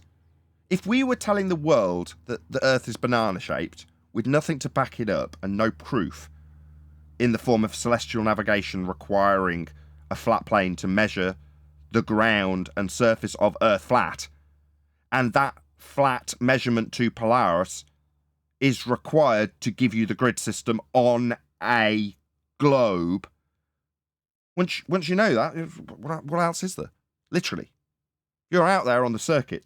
Sod everything that the globe claims. You don't need to spew up that feast of nonsense garbage anymore. Put the shoe on the other foot and watch how quiet it is around you. You won't get what this guy is used to because he kowtows to the idea that you've got to argue about how the globe works. It doesn't work. It's up to them to demonstrate that it does, and you don't need to concern yourself once you know that every single claim they make about how the globe quote-unquote works required a flat Earth elevation angle measurement to Polaris to plot out the grid system on a spherical surface. That's it. Game over. Now, if Earth wasn't flat, banana-shaped, they could just censor us. If we were suddenly making headway where, well, Earth isn't banana-shaped and there's obviously proof that we're on a flat plane, we need to censor them because they're getting too much traction. And nobody would bat an eyelid if that was the case. The only reason we're getting traction is because you can't censor us out of existence. Because where'd you draw the line? When the models come from a flat Earth elevation angle measurement that's performed daily. It's not going to have a line. You can't draw a line. Earth is flat. That's why we're still here. What you can do is shove us to the bottom of the lists of crap that have got nothing to do with us and promote every anti-flat earther that there is out there. So then you get people like on the debate I had recently that think they've spent 12 months researching flat earth because they've spent 12 months looking at anti-flat earth Soundly videos, not appreciating that we would put it to Soundly that his claim of earth curve has been debunked at the geometric horizon we can't see and only exists in the maths. We can concisely take apart what people think they've spent 12 months researching. No. The actual story here has been suppressed. Because it's not a proof see, it's a story of how everyone was deceived into believing they were on a globe. That's the story. Earth just factually is flat. It's measured that way and navigated that way and built on that way. You're not going to change that. That's never going to change. The only thing that's on the verge of non-existence is the globe idea permeated throughout the Western society. That's what's on the verge of collapse and requires censorship for us. You can't completely obliterate us. Because what are you going to do? Obliterate all celestial navigation and mapping off the face of the Earth too? Yeah, it's never going to happen. We will be here forever. We are here to stay. Because what are you going to tell us? No, we've got to get rid of you because you're telling people how we navigate and how we build. Yeah, so are your builders and your navigators. So it's back to the fact, Neil, that the best place, probably the only place, correct me if I'm wrong, that you're going to get it right and exact, simplified, concise, irrefutable, is right here on the Nathan Oakley FUD. I agree with that, but 24/7, they got a tight ship over there. They know what they're talking about. This guy was overzealous, and he's mistaken that you don't need all of that just to get labeled as a flat earther. You need that for something else to get other badges. I don't know what they are. Chocolate probably knows he's there. So I just think he was overzealous. He wasn't listening to Paul because Paul's answers left no doubt that he knows what he's talking about. We're not talking about a label in society even, or a badge of honour, or a certificate. We're just talking about people being able to recognise you in a particular server. Wowee. But in terms of that wider reaching idea of being labelled a flat earther, number one, the only reason we have anti-flat earther as a category is because they don't want to be a flat earther. Half of them understand and recognise the arguments that we disseminate. That's why they're not here. Your Soundleys and your Cats and your Ruhiffs and your Rumpuses. Yeah? They can't come back. Rumpus because he's banned, because he's a liar. But the rest of them, the door's still wide open. Why aren't they here? Because it's embarrassing. Take Ruhiff, previous example, for his need for a geometric horizon. We go back through history and look at some of the things the man said with the calculations in front of him, asserting that we've got physical geometry blocking the bottom of the Isle of Man. Every claim is void that man made here. All of them. Kid you not. What, 6 straight months of Aussie nonsense from a wanker? Because every single word he said became void the moment we debunked the geometric horizon. The one he was claiming was blocking the bottom of the Isle of Man. Yeah, the Isle of Man was being refracted with respect to the horizon. It was specifically clarified by the liar Rumpus. Again, the reason he got banned, for that very lie. But it was clarified. We all knew what we were arguing about. The physical geometric obstruction at the horizon, measured with a tangent. And the targets were refracted with respect to it. Well, the moment you refract the horizon itself, as was the case after the Black Swan, with Ruhival now asking, can I not do geometry on a bent tangent? Yeah? Yeah, you could ask us that question, but also what, simultaneously failed to realise that you asserted it was physically a geometric tangent point at the Isle of Man? Yeah, well, you told us how we didn't understand. Every word you said was wrong. That's why they can't come back. We voided what they said when we debunked the physical Earth curve edge horizon with the Black Swan. That was the point they all stopped coming. 2020, 1st Jan. Few stragglers came through to tell us it was refraction, not realising how idiotic it is to assert that you haven't got a straight line for a tangent anymore. Yeah, a few of them were too thick to realise how devastating it was to use that as a rebuttal and came here. But after the rest of them cottoned on, with the exception of Roofy, they stopped piling in. Now they blame the mute button. Nathan can keep control of his guests with a mute button. What, like every single show that exists? So what? You'd be here en masse like you were before if you could back your endless blarted nonsense about physical obstructions at a geometric horizon like you did when it was win-win with the Earth curve calculator. Here we are now. There's no argument to be had. We know Earth is flat. They know Earth is flat. They only don't want to be a flat earther because they know damn well that the ridicule that they'll get is the dished out ridicule they gave. They'd be the subject of it. They don't want that. So in terms of people wanting this badge, why would you want it? Go out into society and do your shopping, come home. You get a toss if you have some tossy argument with somebody but says, yeah, the planet's going to end because of blah, blah, blah. Oh, we've got a meteor heading through the sky vacuum towards us, blah, blah. We're heading to Mars. Well, yeah, okay, well, that's right. Oh, right, okay. That's fascinating, you weirdo, is what you'd think. You'd have to suddenly tell them, I have said badge. I am dun, dun, dun, dun, dun, dun, dun, dun, dun, dun, dun, dun, a flat earther. Behold my certificate. Why? Who wants this? I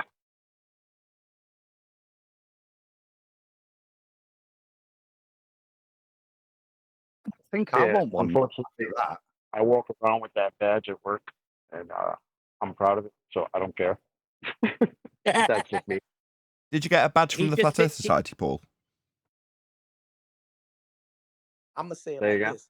I'm like Prince. Paul recently joined the Flat Earth Society, and he might have stepped away from his mic, but he explained it to me that if you can't beat them, join them. If they're going to disseminate nonsense to the public, if we have members in there, hopefully at some point we'd have some influence over the information on their website, and you can change that if you're a member.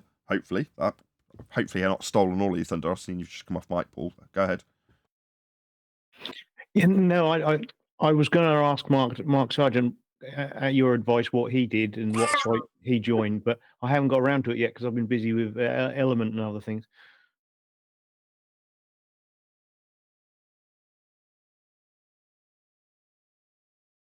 It's get just back a to that forum guy. as far as I know.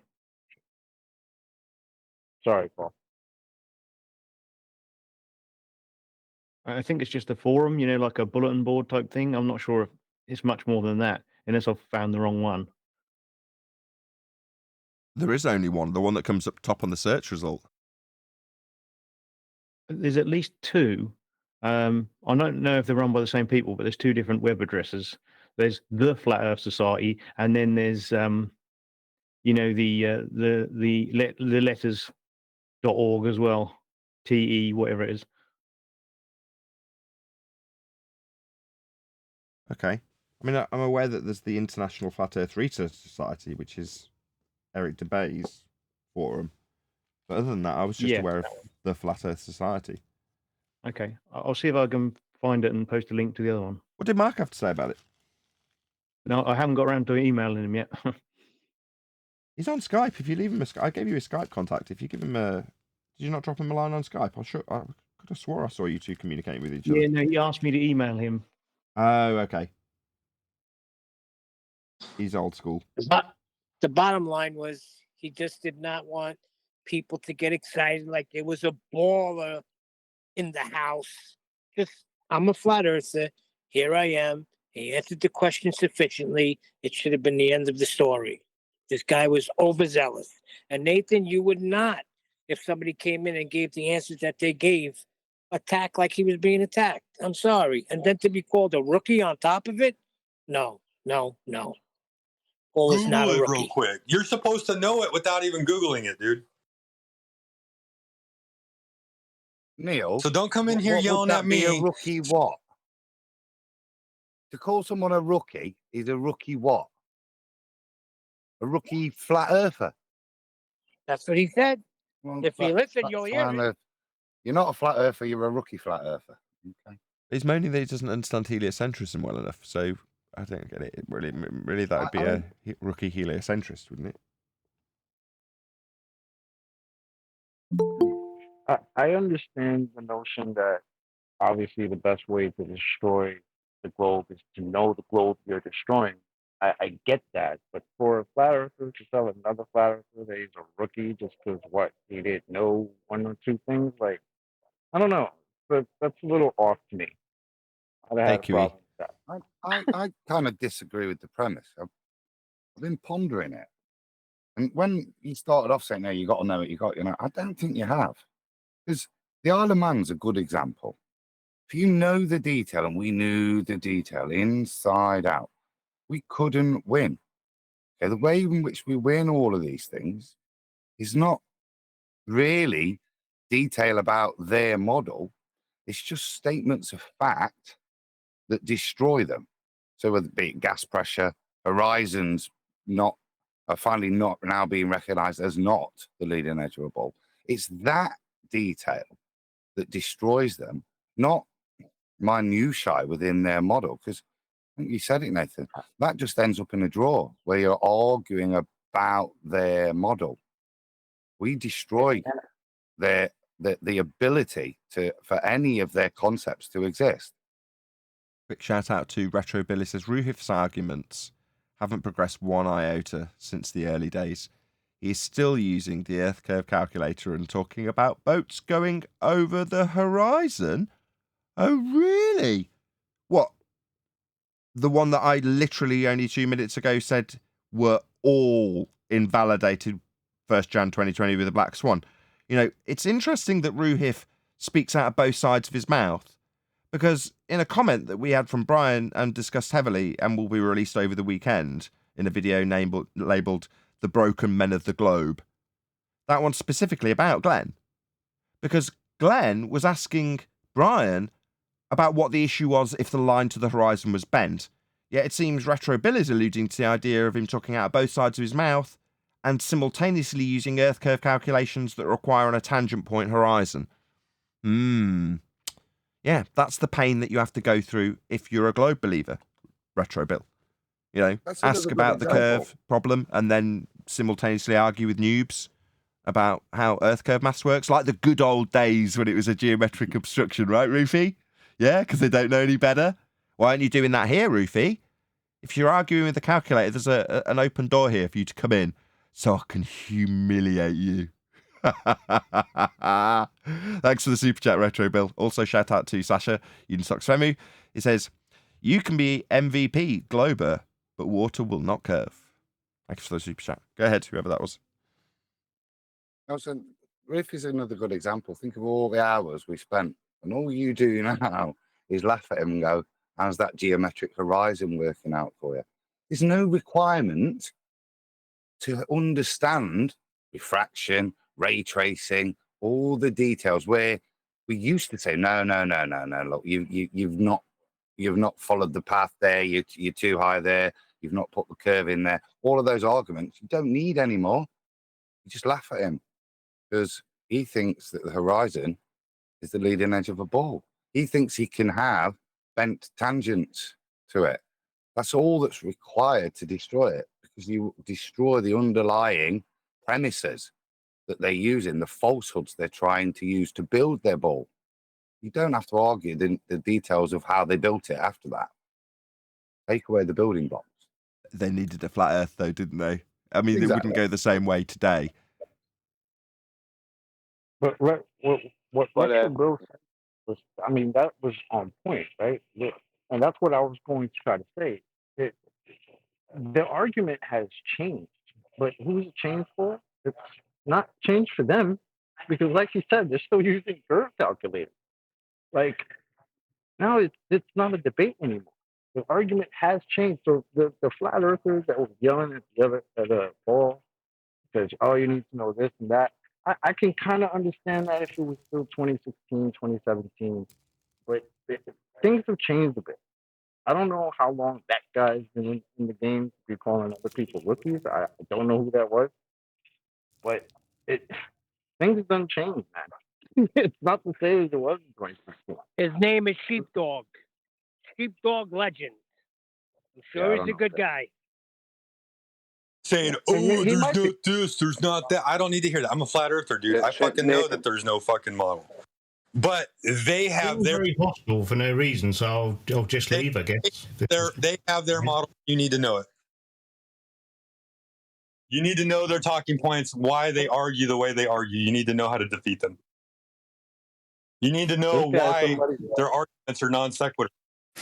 Why their arguments are fallacious in every fucking aspect. I mean, as much as I would agree, Sheepdog, you know, he did actually give a lot of information that I would say that a flat earther would give, right? You know, just because A you know, rookie. you know, a rookie's a rookie. Yeah. But like, for instance, I came into this place not knowing the exact numbers either. You know, I'm just saying I wouldn't scare people away. You know, just because I have heard him before. I know you kind of mentioned I have. I assume that the sentiment continues from there, right? Yeah, he gets into pretty much the same. Okay. Well, this would normally be the part where I'd round out the live show and ask everyone to stay tuned. However, because the computer crashed yesterday, what I'd quite like to do is continue to test while the computer's under the most stress. So, consider this the end of the live show, but we're going to continue to be live. So, before we do anything else, I just want to bring up the quote from, I assume it's you that's posted this, Brian, right? Whoever's posted it. I just posted it. Yeah. Did you want to read it? And then, like I say, I'll let the conversation continue as though it's the after show, but we will still be live, just so you're aware. Could I ask before you, just in reference to the video that you're watching, I heard Paul mention that it's on a YouTube channel called Refractive Philosophy. If I want to check it out, where can I check it out? There's 2 channels. I'm hoping that one of my mods, because I'm pressing too many buttons to go and cut links, will put links to both of these channels into the live stream chat for people to go and subscribe immediately to, firstly, Refracted Philosophy, which is where Paul had that discussion discussed earlier. You can go and check that out on Refracted Philosophy. He'll plug it in a minute. Also, Flat Earth 24/7 Discord channel, which is the channel that we're responding to and are most definitely on our side and are friendly, as is Refracted Philosophy channel. So these are channels that if we were in a normal arena with a normal community, like if I was looking up a computer part, there's a good chance that a related YouTuber that's covering computer parts would come up in the list next to it. Not so with Flat Earth. Half the time, I'm blissfully unaware of all the people around me, despite the fact that I spend 90% of my life on YouTube, looking at it, watching it, editing videos for it, and producing stuff on it live. Doesn't mean I know who the Flat Earthers are.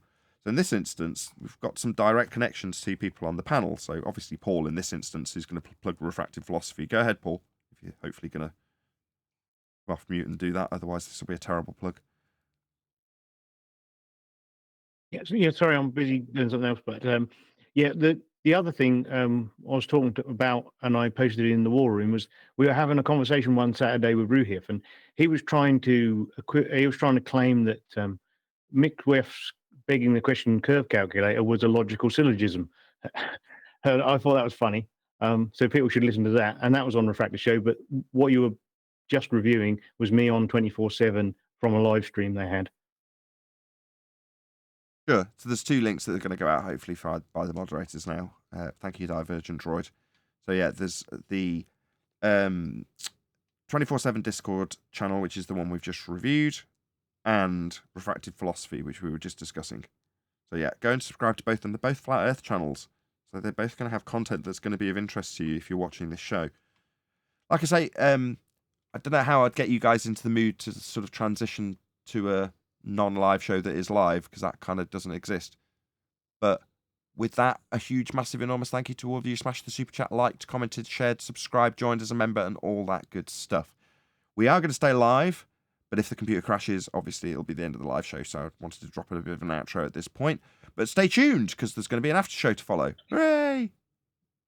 Well, maybe I was a little too rough. Like I fight for my guys. When I'm on the same team as somebody and I feel they're being harassed, I got to get in there.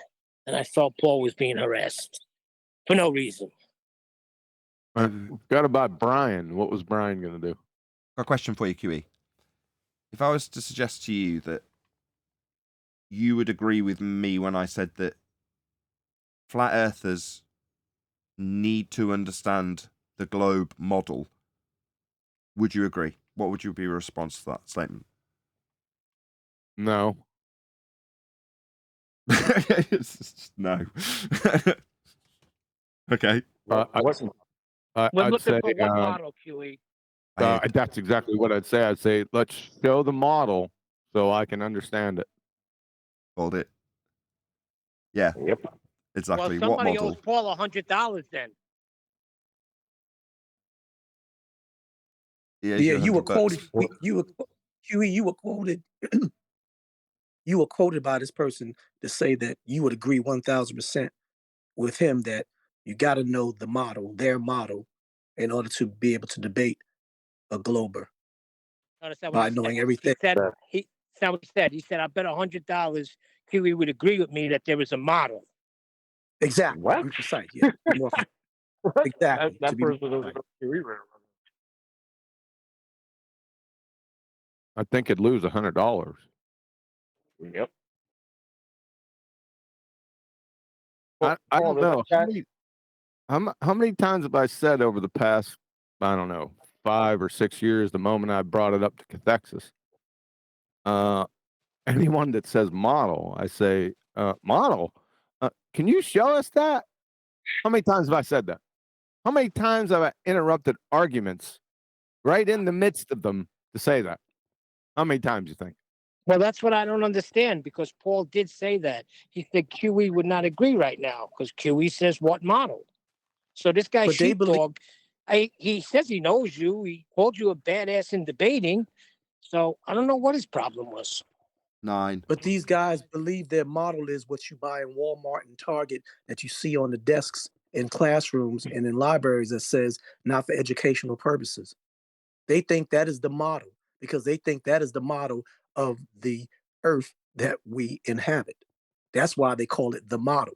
That's why Fight the Tight Shirt Craig showed that little pet dog ball pin, spongy ball that was a globe shape and literally was measurements going back and forth with Flatzoid of distances, of coordinates distances. They think that is the model for the earth that they have in their mind.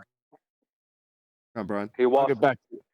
I'll get back to you in a second. I'll get back to you in a second, Brian. I think they might have been taking the concept of being prepared for your enemy a little too far there. Yeah. Right? Because I have said on a number of occasions, you can't come half-stepping out here, even though you're a flat earther, and expect to, I don't know, deal a death blow without any acumen. That's a little different slant on the model thing, right? So they might have misconstrued what I said, and then took some artistic license with it. Follow? Yeah, but the way Paul answered the question is left no doubt that he's a flat earther. He knows what he's talking about. He can handle himself in a debate. But he was just asking to have a flat earther tag. He wasn't asking for the hierarchy, the silver, the gold. So, you know. I don't know what that means. All right. Do we know everyone's position now so Brian can get to his point? Go, Brian. Well, yeah, just on what D. Rose said there about fight the flat earth using a toy globe to get correct distances. He didn't measure anything. What he did is he used a tape measure on the toy globe and then asked the internet for the measurement of distance between this city and that city, or city A and city B, or whatever. But the internet is programmed to give you globe distances. So if I ask for the distance between Santiago and wherever, it's going to give me that distance that fits the globe. It's not going to give me maybe a real world distance. You understand? So that's what Craig did. And Flatside he kind of caught Flatside on the hop. So that's what he did. He didn't measure anything. Oh, well, he did. He measured a portion of a toy globe and then matched that measurement with the program, with the internet that's designed or programmed, the AI or whatever that's programmed to give you the globe distance. So it's begging the question with a begging the question. You know, it's nonsense. Quick shout out to Goldie. He says, woohoo! For the extra coverage. Thank you very much for the super chat. Yeah, I forgot. Obviously, staying live has the advantage that I can still pick up super chats. Really appreciate it, Goldie. But it also, this is what I was actually thinking, just as she sent that super chat. People can still join. So if by chance, because I'm testing the computer and just putting it through its paces a little bit since retuning the memory, and like I say, I want to stay live just to put the extra stress on the computer, there is still a link in the info box below this video. So if you happen to tune in and you're like, oh, this show isn't normally live when I'm awake, well, you can still join. There is still that link. You can still put your views across on the nature of Earth. And this might be that one opportunity where you can join at a different time because we're staying live for testing purposes. But it doesn't mean you can't join. It doesn't mean you can't still interrupt whatever we're discussing if you wanted to. Link is in the info box. Stay alive because you owe us. What about the I thought Brian was gonna put something up on that doofus canoe, Numpty from Down Under, Roofy. You flashed it up there for a second, then it was gone. It's still there, yeah. It's up there. Wants to present it. Go ahead. Do you want to read it out, Brian? Okay, Nathan, yeah, I will. Second, now to get it up myself. Okay, this is from Ruhif on a video I made detailing the actual Black Swan argument. The reason, just for background, the reason I made the video was because people were calling it a flat earth proof when it's not. The globe earth debunk. Ruhif comes in and says as a comment, are you saying around the 15-minute mark that we can't do geometry on a refracted horizon? And my response was, LOL, obviously, Glenn.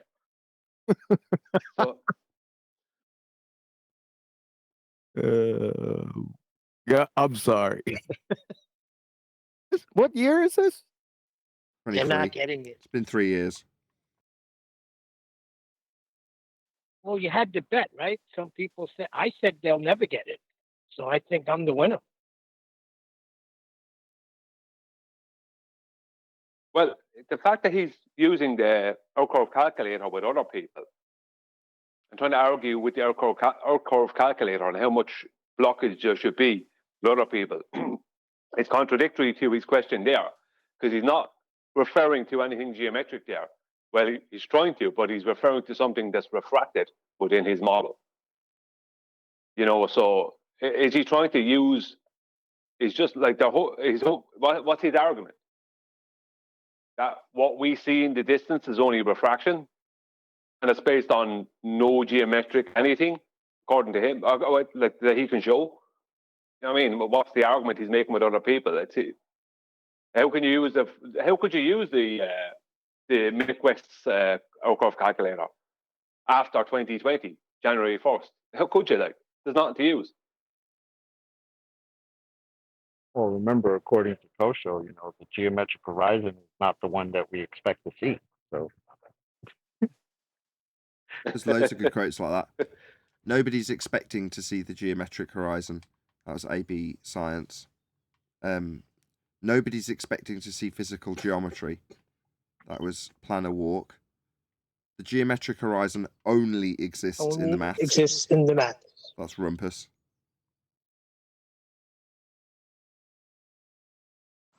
We do have geometric horizon doesn't exist to begin with. It's a married bachelor. Say again. But the geometric horizon doesn't exist to begin with. It's a married bachelor. How can you have a location to something optical? Can't. It's not an actual position. Another shout out to Goldie for gifting memberships. Exactly. Thank you I very can't much. stand hearing geometric horizon because it makes absolutely no sense. It's redundant. yeah, it's about as good as first curve. Makes about just as much sense. So I feel you. I mean, they even called it Earth Curve Calculator, not Horizon Calculator. It's telling. Oh, it's silly that they're still claiming boats going over the horizon are proof of a sphere Earth. They're not paying attention.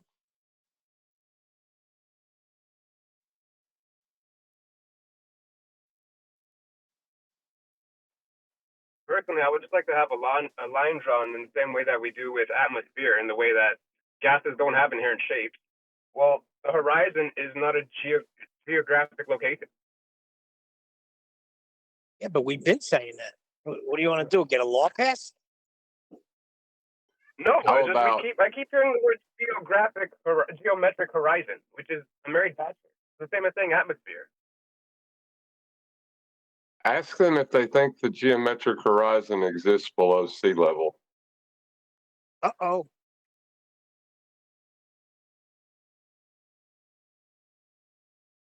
The horizon itself is merely something taking place in the mechanism of your eye. It's not a location. Nah, man. Yeah. It has nothing to do with geography.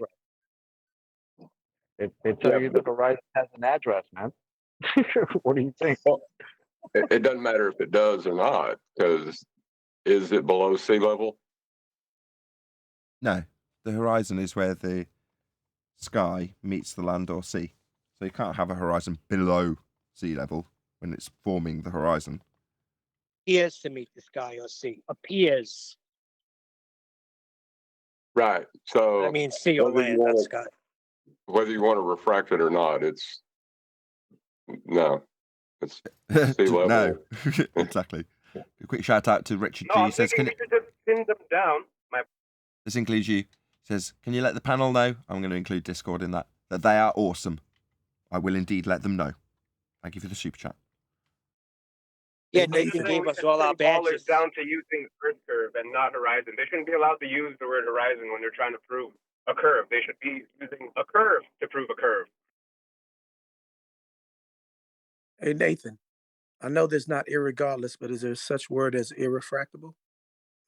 Irrefractable? Maybe. Yeah, just curious. Irrefractable, yeah. Well, the geometric horizon is irrefractable.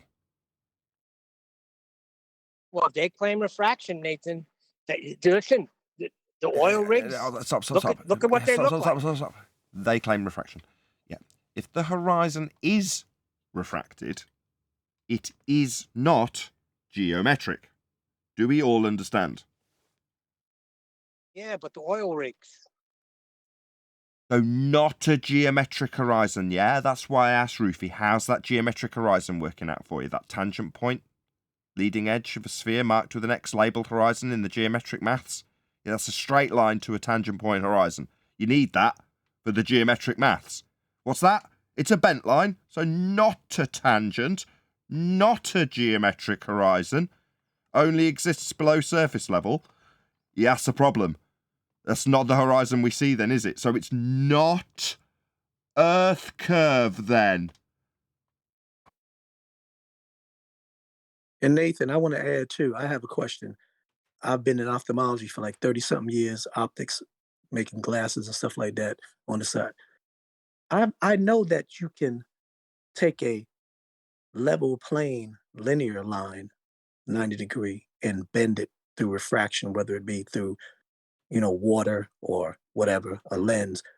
But can you take something that is already curved like a ball and put it in front of some type of device and straighten it to make it linear, plane, level, straight? Has that ever been done? 'Cause I'm trying to figure out how they Only in look the at it as. maths. Yeah, there you go. Because I'm trying to look at it as how do they think that out there the refraction is making that curve go up, Yeah, giving the what you're illusion. asking is, how can they get away with saying, I know it's curved because Yes. it looks so flat? Yes. Yes. That's yeah. No, they don't know what refraction is. So what you do is you have them define by citation what refraction is, and then it implodes right in their face. I did it the other day on 24/7. It was a lot of fun. D-Rose, what you're detailing there is how what they claim isn't refraction. What they're claiming is Exactly. purely mathematical. There's no refraction involved. So even when a baller comes at somebody incorrectly, not understanding their own nonsense, and says, what about the bendy cranes? What they're trying to do there is detail actual refraction, which is a hijack of actual refraction. And most of them don't actually realize that they are 7 or greater than 7/6, right? Or is not refraction, it's purely mathematical. As the So what's distance actual that they're refraction? talking about, it's not refraction, no, it's the distance they're talking about to the horizon is a distance. Now, I made this mistake when I calculated it because I showed that you can calculate that distance laterally in a straight line. Because a curved line and a straight line of equal distance are the same distance, right? So you can calculate it in a straight line, which is what, like when we look out to see the horizon, we see a straight line horizontal, right? That's what we're seeing, right? But the point is that what they have to claim is that there's the uncurving of their globe is happening by them creating a bigger refracted radius. Right? It's complete nonsense. So what? Their refraction starts, at their radius. There's no such thing as what they're claiming when it comes to refraction. What they're claiming is mathematical, and most of them don't understand that. Outside of the maths, Brian, what they're claiming is on certain days you can see over hills. Well, that's just silly. But that is the fundamental premise, and depending on the weather conditions, you can see over bigger and bigger hills some days. That's not silly. Yeah, That's remember However, the way their maths works is the target's refracted with respect to the horizon. Can't refract the horizon. It's required. It's a prerequisite. It is the geometry. The moment they say the horizon's refracted, it's not geometric anymore. And their assertion is a geometric assertion. So it's game over. Yes. Once they say refraction. Yes. And for the longest time, chuckling about it was all QE and I could do. When we're like, okay, way to, what would you say, bash your face in with a shovel? Speaking of bashing your face in with shovel, and going back to some of these globers don't understand the relationship between the horizon and the very Earth curve they're claiming. I posted a Math D, Timmy Osmond, when he showed up here, who didn't understand that the horizon is Earth curve while posting images of the horizon labeled Earth curve. I don't even know what you're talking about. Yeah, I know you don't. You're dumb as fuck. The horizon's not a physical edge. Do you need me to rattle off a few quotes from your own side about how non-physical the horizon is? It's 2020, mate. Try and keep up. The horizon is not a physical geometric sphere edge, Tim. Didn't you know? You seem to know about the black swan, but yet you don't know what it means. What is it then, Nathan? There's my black swan. It's actually been posted. Sorry, the black swan we have debunks your claim that this touted shite that you've just presented claimed to be undebunkable. has just been annihilated by the fact we don't have a physical sphere edge. And that's what you're claiming is Earth curve, mate. Maybe ignore it for the 7th time. Any of those claims. I've never made any of this. You're straw manning. Oh, really? So the horizon in this image isn't Earth curve? You're straw manning me or ignoring what I've just pointed out. So you've never made that claim. So the horizon in your image is touted for the last 2 years isn't Earth curve then, Tim? Now that Tim is actually shut up, whoever that is, shut up, Mr. Solaris, shut up. Say that? Does anyone say that the horizon is Earth curve? Yeah, you do, you dumb fuck. So you're saying the horizon isn't Earth curve, right, Tim? Nobody says that, right? Welcome to Flat Earth. So just for the clarity that it needs, Tim's just made it clear that nobody claims the horizon's Earth curve, right, Tim? I've never heard that someone says that the horizon is Earth curve. Oh, really? What do you think the Earth curve maths is asserting then, Tim? You're a straw manning his position. Can you shut up, Mr. Solaris, or whatever you're called? That's it.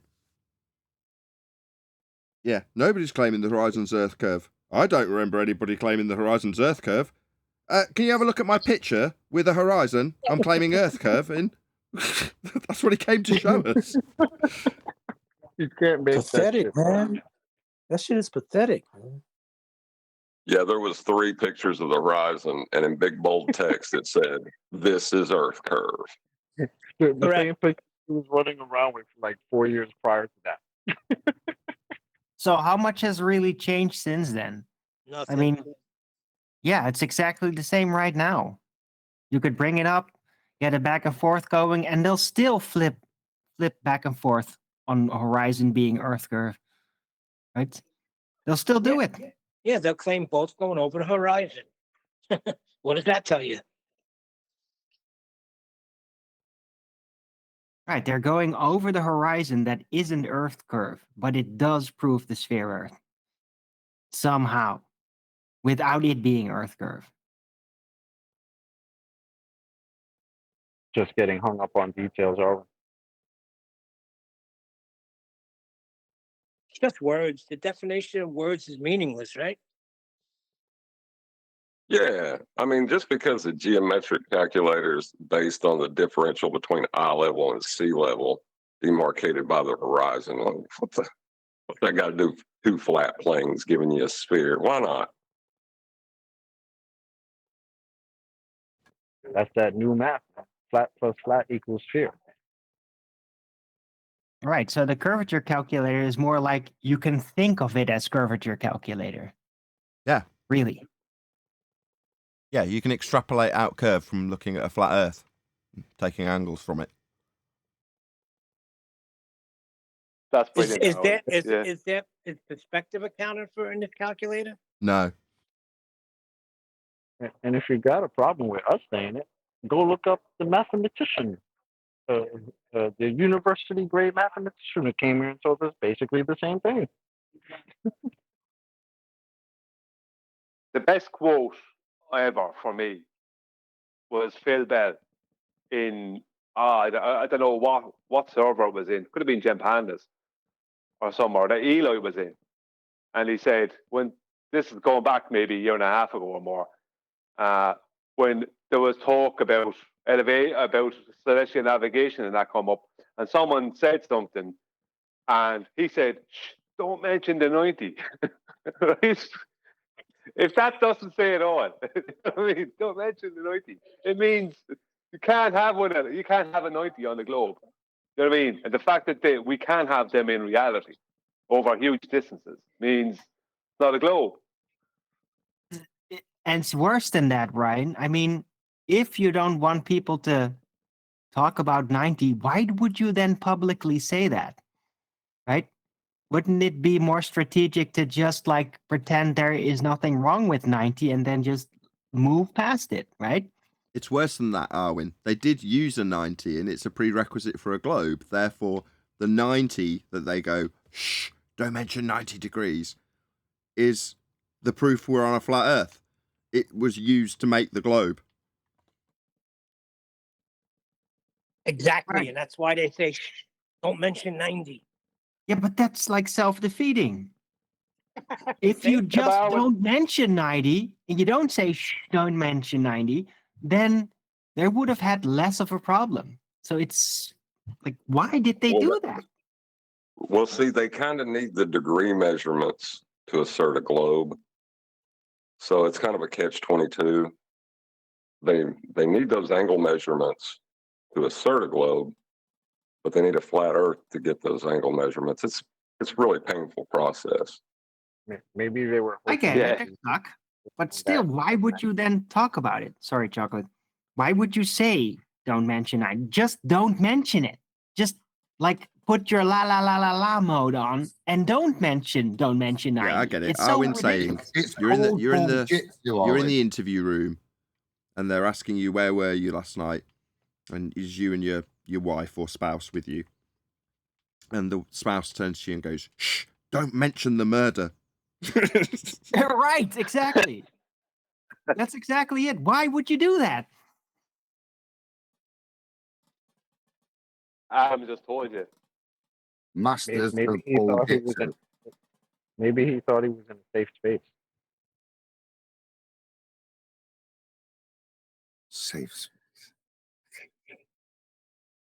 Well, I don't think he was saying it like that. I think he was just saying, like, listen, we're not talking, in other words, I didn't listen. So were they saying, like, listen, let's not talk about 90 right now, but let's talk about this? Or was he just saying, don't mention 90?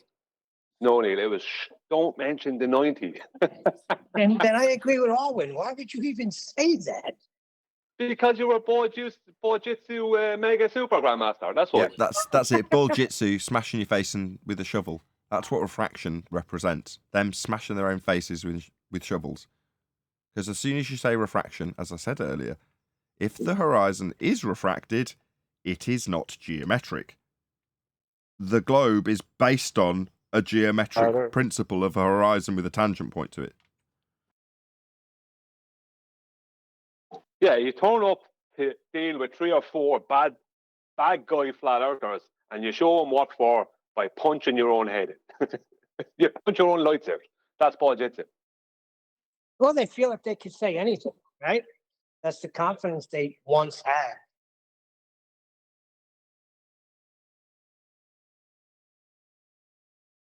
I guess Baljitsu would explain it, but still, like, why I didn't they just say, understand like, now. yeah, let's just talk about something? Why would you do that? Like, it's like you're drawing attention to your crime effectively that way. It's so ridiculous. Yeah, when Why would Nathan you said do it's that? exactly it. The perfect analogy. Shh, don't mention the murder. You know what I mean? It's like, you Let's know not what I mean? forget, this is the same guy that on video made a video about Nathan and all the flat earthers. They say we presuppose to make a model. Well, yes, we do presuppose in Nathan order does to it. make this model. Nathan does it the best. Come on, I'm Nathan, sure do he it. does.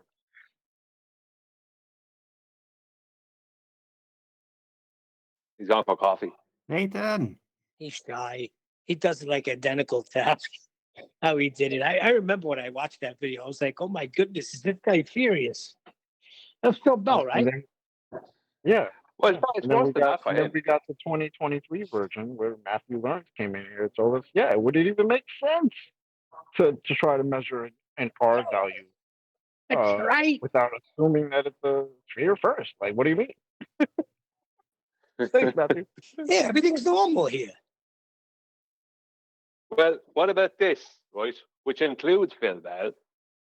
Sean Hawkins listened to the show and then went back over to Jose's at the time, some years ago, and spent 4 days with everyone on Jose's. And one of those people was Phil Bell, who I heard is a hydrologist, laughing at us because we were saying that water vapor was a gas.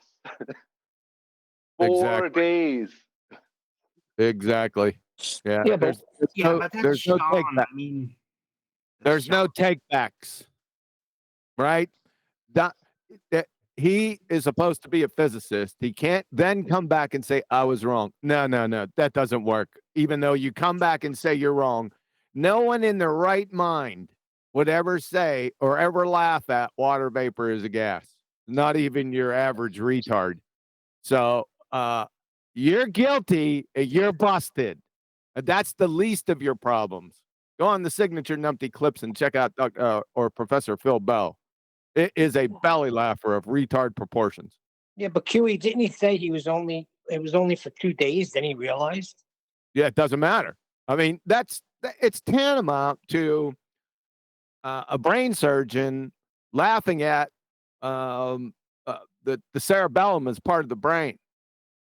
That's what it's tantamount to. So there are no takebacks. You know, just want to put that out there in case you can't fog them here. Well, what was funny about that, QE, and you had it as part of one of your clips, was over on Jose's, one of the guys over there, I can't remember who it was at the time, that he read out a citation, and at the end of the citation, it stated clearly that water vapor was a gas, and it was, I think they even put in that it was less dense than air, blah, blah, blah. And I think it was Dave Rakia had the citation at hand, but this guy was reading it out, and he didn't bother reading out the end part. Yes. And Dave Rakia said, maybe you want to read the rest of that, or I'll read it for you. I got better, right? Along with it. After that happened, Sean Hawkins came back moaning, saying I was a liar and I was scummy and I was misrepresenting the situation, because I kept saying this took them 3 days. And he was like, that just isn't true. The whole thing, you scam and liars. I was like, well, what's the problem? He says, it only took me 2 days. It was 4 days. I remember it. I remember listening to them. 4 days. Even minutes is too long, though, isn't it? Exactly. No, seconds. Yeah, not minutes. But that right there goes to show you how it doesn't matter what the flat earther said. If the person is a flat earther, according to this person, everything that person said is wrong. Even objective reality, you have to say somehow it's wrong in order to make your point sound like it has more credence. It doesn't matter. It doesn't matter what reality, you just have to go against it because the flat earther said it. So even somebody who studies water should know water vapor is a gas.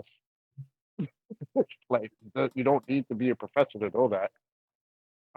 But you're going to laugh at the flat earthers who say that. It's in the word vapor. But that's what an anti-flat earther does. I say let them keep doing it. Keep going. Nathan. Yes. You guys were talking about the moment that you talk about the horizon, and then the moment you say refraction, it basically removes it from being a geometric horizon to a whatever you want to describe, an apparent horizon. When I was younger, no, apparent horizon's redundant. You just used the wrong phrase. That's okay. Go ahead. When I was younger, the first ever time that I ever questioned how awesome my own father was, because like when you're young, your dad is like Superman, isn't he? He's like, my dad's better than your dad, and he's the best dad in ever because he's your dad, right? You have that bond that you don't break until you're about 15, where you start to question, is my dad really as good as what I think he is? And that was the first moment that I ever started to question my dad's, like, not sanity, but my dad's like wisdom, because we were driving in a car and we were going through Conway in North Wales. And for those that are not aware, it's a coastal road and it's going round a bay, and it's extremely picturesque. On a nice day with good weather, like you can see for miles, you can see fantastic scenery. And we were going through the tunnels. It goes through mountains. It's mountains. Sometimes it's down at the sea level. Sometimes it's up in the mountains. But you've got to go through tunnels. And along this journey, you can't help but marvel at the scenery. The scenery is amazing. And I remember saying to my dad one day whilst we were in the car, Dad, how far away is the horizon? And he said, and he gave the textbook answer. He said, if you stood at the beach, it's 3 miles away. And I remember looking out to the horizon, and I remember thinking to myself, I can see so much further than 3 miles. How far away is 3 miles? And I said to him, Dad, how far away is 3 miles? I said, I can see way further than that. And he's like, no. He said, because the Earth's a certain size, he said, like, that means that the horizon is 3 miles away. And we were pretty much down at sea level at this point. And I'm looking out the window and I'm looking to the horizon. Okay, I wasn't stood at the shoreline and I was probably 20 feet above the water beach level. So I wasn't bang there, but I was close enough for me to go, that's not going to make that much difference. Like, this is not 3 miles. I'm seeing like 25, 30 miles, surely. But I had no way of measuring it. And I said, Dad, how far away is that there? Look. And he's looking whilst he's driving and he's glancing at it. Obviously, he's not taking his eyes off the road too much, but he's glancing at it. I said, that's way more than 3 miles, Dad. And he said, that's how far it is, son. And I'm thinking, it isn't, Dad. That boat is way more than 3 miles away. And that was like literally the first moment in my adult life or my late teenage years where I started to question, was my dad actually right on this? And I never even considered that it might not be spherical. But I just thought that the distance must be wrong because, like, he must have got the maths wrong when he told me the 3 miles because it was clearly more than 3. Looking back on that now as an adult, if I'd have pushed that a little bit further, that would have been me being a flat earther at the age of about 15 because my dad was wrong. It was obviously more than 3 miles. But that's what I remember thinking. And when you said about the horizon being refracted and all that, the minute you say that it's not refracted, that it's not geometric anymore because it's now refracted, well, that means something, right? I remember thinking that as a child, and I remember thinking, my dad's not right there. So I don't know why he's wrong, but I know he's not right because that's definitely more than 3 miles away. And it's just, that was playing in my head whilst you were talking about that. It was just amazing. My first childhood experience where I questioned the nature of the earth, but I didn't even realize it. And it was because I didn't think that it was 3 miles away. I thought it was like 30. And it is about 30 miles away, but it's not meant to be, is it? Welcome to Flat Earth at 15. I have a similar story to that. I was sitting in this little boat with my father. We're about a mile out from shore. And my father's oil line would have been the highest oil line, would have been at most 3 foot off the water. And I wanted to know, when were we going to go out far enough to go over the curve of the earth? And he said, oh, you'd have to go way out there to go over the horizon. I said, well, how far away is the horizon or whatever? He said, oh, you'd have to go out about 15 miles. He didn't know. He just threw anything. Just quick, say something. 15 miles, he said. He didn't have a clue. It's just like, I was like, I don't know, but that doesn't look 15 miles away. What's going on in my head? Yeah. But that's one of those innocent questions that children intuitively ask without any prompt whatsoever. If they're in that kind of scenario, they're going to ask that question at some point. They're going to go, Dad, how far away is the horizon? And then Dad's going to come back with the typical 3.1 miles, because that's what they say. And the child's going to look at it, he's going to cross his eyes, and he's going to go, Dad, that's not 3 miles away. And it's clearly not. But because you're brainwashed into that when you're a young child, and your dad tells it you because that's what your dad was told, you're not going to say to your dad that you're wrong, Dad. That's definitely more than, because I didn't do that either. I believed my dad. I thought it must have been me that got my perspective wrong with how far away I thought 3 miles was. But I'm looking at this boat miles and miles and miles away, and I'm thinking, that's about 30 miles away. That's nowhere near 3. And like that's the paradox that I had when I was a kid. But all kids get that at some point in different areas. But that was my experience on the first time I questioned it. Can you imagine? Thinking, there's no way it's 3. Can you imagine the rumpus describing that story? I wanted to add. Hold on a second, T Rose. Just one sec. Okay. Imagine the rumpus disseminating that story, Anthony. So he says, "My father told me it was at 3 miles," and I turned around to him. I said, "No, father. It's at 1.2 times the square root of the observer's height in feet, I'll have you know." Well, yeah, if you look up sure. how many miles can the human eye see at a distance, Google would have it, coincidentally, with the 3 miles. The range of vision for a person is infinite. You can see for miles and miles. One clear day, you can see up to 3 miles before the horizon due to the curvature of the earth.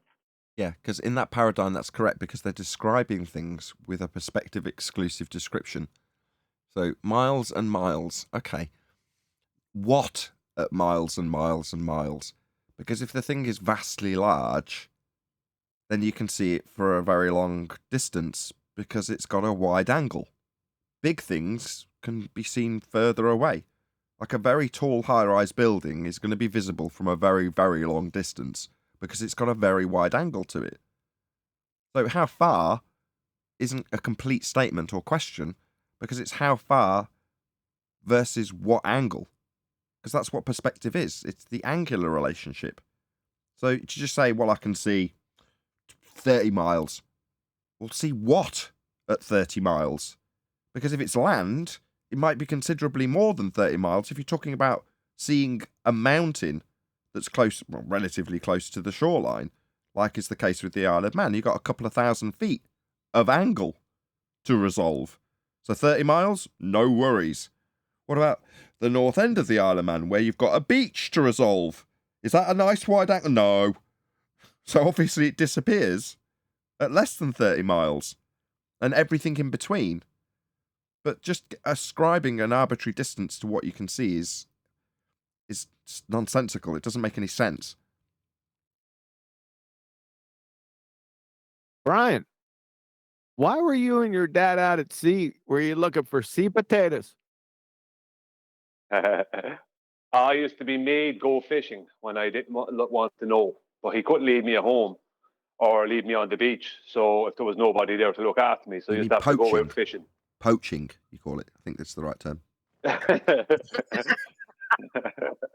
We were fairly visible if we were poaching. I did a bit of poaching when I was about 12 or 13 up in Scotland. They have all these nets that they catch the salmon in, and they're only supposed to use them on certain days. And on the days that they didn't, we'd go and tie a couple of them up and then have free salmon, which was highly illegal. Poaching, basically. I'm sure the statute of limitations has run out on that. Quite literally 30 years ago. Anyway, a fun talk about how our fathers have responded to us and turned us into flat earthers in the case of Anthony. Or not quite, as the case may be. But I think I've done enough testing on the computer. So at this point, I will actually say, if you are watching this on either Nathan Oakley 1980 or Nathan Oakley Premiering streams, then stay tuned, as there will be an after show to follow. Probably a short one. However, if you are watching live, this is where we bid you farewell. So another massive thank you to all of you smashed the super chat, liked, commented, shared, subscribed, joined as a Nathan Oakley 1980 channel member, gifted memberships, received gifted memberships, and all that good stuff. Once again, stay tuned if you're watching on after show. I've been Nathan Oakley, and I'll see you all in the next video. Oh, what a day! What a lovely day!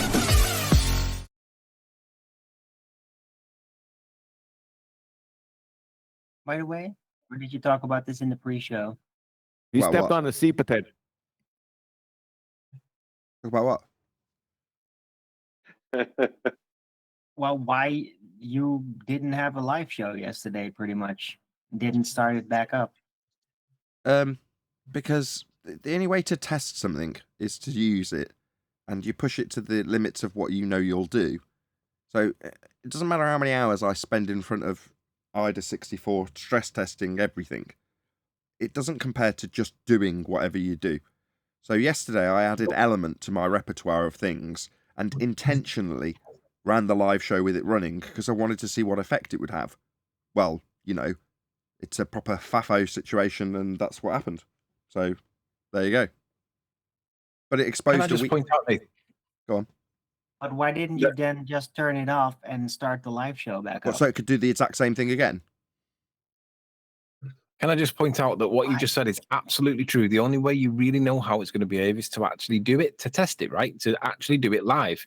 You can do, like you say, you can do all the pre-testing that you want, right? But it's only real world where it actually matters. Ball earthers will say that you don't have to do any testing whatsoever. You can just calculate it, and then that to them is acceptable because the maths never lies. So you could do a mathematical calculation of all the cycles and all that, and it would probably come back as a pass, and it would probably work, and they would accept that. Well, only when you go and do it real world, you get a blue screen. So, but Arwen's point was to Nathan, why didn't you just turn off element and just go live? That correct, Arwen? Correct. Because it was the second floor. So for a month, the computer ran stable. And then about, I don't know if it was a week, it might have been 2 days, but a period before that, there'd been an instability. Just a minor little hint of instability. So I turned up the voltage on the RAM, right? Then there was another one. So I did the same again, turned up the voltage on the RAM to what I consider to be the maximum that I want to run it at because it overheats, which is 1.4 volts. Then I had the issue with element. At that point, I don't want to give it any more voltage, so I've got to make a fundamental change to the RAM, which I did. At that point, it's untested. So I can't just run a show. Especially, I'd be a hypocrite if I was criticising Flatsoid for running his show if he's got a sound issue. I was like, sort out your sound issue and then run your show. Because otherwise you're alienating your audience. So if I run another show immediately because I want to have a show, yeah, of course, I started the live show. I put all the effort in. I put an hour's more work before I even hit the live button. So the fact that 10 minutes in is technically an hour and a half in. So I, more than anyone, want to have that live show. But it's bad form. If I know there's a potential for an issue, then in testing, I've exposed an issue. So it's time to resolve the issue. So that's what I did immediately for 10 straight hours. But couldn't you just done that after 1 hour of just a live show at least? No, I can't condense a 10-hour memory testing session into an hour. No, that's not what I said. I said you delay that testing. You just run in the old setting and then just make it work so that I there's a love this live show. attitude. And then after that, you start that 10-hour testing. This is the run it anyway attitude, right? It's only a little misfire. It'll be all right. I'll run it anyway. He's not saying that. No, Exactly. Nathan, it's the sod you and your computer. You ruined our afternoon. Now. Exactly. We had a is, union meeting. We had a union meeting, and we decided you're a tinkerer, right, Brian? Is he not a tinkerer? Yeah, I am a he tinkerer. fixes it until it's broken. That's not true. There you go. That is not true. I hadn't fiddled with it for a straight month. In fact, the first day it broke, I said to my wife, I've just checked the date on the last time I tuned this computer. It was a month ago. In other words, I haven't had to tinker with it for a month. Happy days. Literally, the very next thing I did on the computer, this is no word of a lie, it broke. Almost immediately after saying it to her. I'm sorry, but I got the feeling, and I'm probably not alone, that you're prioritizing making your computer efficient over actually having a live show. Damn. It's not about making it efficient. It's yeah, it is. I'm detuning the PC slowly, making it less powerful than spec. So when you're like, oh, you're a tinkerer, I don't want to downclock the PC or undervolt the PC or underpower the PC. I just have to because of modern equipment being so good. It's got a tremendous amount of power, more than the case the PC is in can cope with. That's all it is. Well, yeah, that means I have to tinker. So if you want to say, oh, you fiddle till it breaks, it didn't work the day it arrived. They don't wait until it breaks. That's classic. I call that faulty customer. Someone who fiddles till it breaks is a faulty customer. Sorry, go on. Yes, somebody said, because the show was 10 minutes, somebody said, 10 more minutes. It died. That's all I had. Well, as being a union rep, I have to agree with my guy, Brian. He's the man in the field, and he says you were tinkering. I am a tinkerer, not because I want to be, but because I've had to be. And fortunately, it's within my skill set to do so. But it's like the guy who dreams and prays of getting that beautiful blonde wife, only to then get her, or sod, because he's going to have to deal with her. Well, me, I dreamt and prayed for a silent PC, and then I got one. Poor sod. Be careful what you wish look, for. That is one thing, but seriously, you could have just put it on the old setting, done the show. My wife said and this. then not Ellen. It's going to frustrate me. My wife said this. Make excuses all the time. Okay, could you stop? Like the live show. The live show is the show, Oh, right? it's just not not going to the stop. computer, the live show. Yeah, keep So going. you got to keep that running. Yeah, just keep talking. Yeah, there is no old setting. There is no it once worked and now I've changed its setting, Arwin. Do you want me to send you my list of notes for the last 8 months? There is no go back to the old it was working setting. Stock, it didn't work. I don't know what part of this you're not getting. There is. Turn it This is on day nonsense. one. You Hello, turn hello, on hello, element, hello. couldn't Middle of handle it. talking. You turn Hello. off element, and How then can your you shut computer up? can't handle it. Why don't you stop making What is your excuses all malfunction? the Why are you time talking and straight give through us the middle of me? It's really workaround? It's irritating. nonsense. Can you Easy, stop doing Owen, that? All easy. nonsense, Nathan. Stop trying to play us. Okay? You could have turned off element, done the show, then continued your testing for 10 hours. It's that simple. There's no excuse. This is not what the union rep agrees to. Can I Relax. try and say again without you just talking straight through me about what I could have done?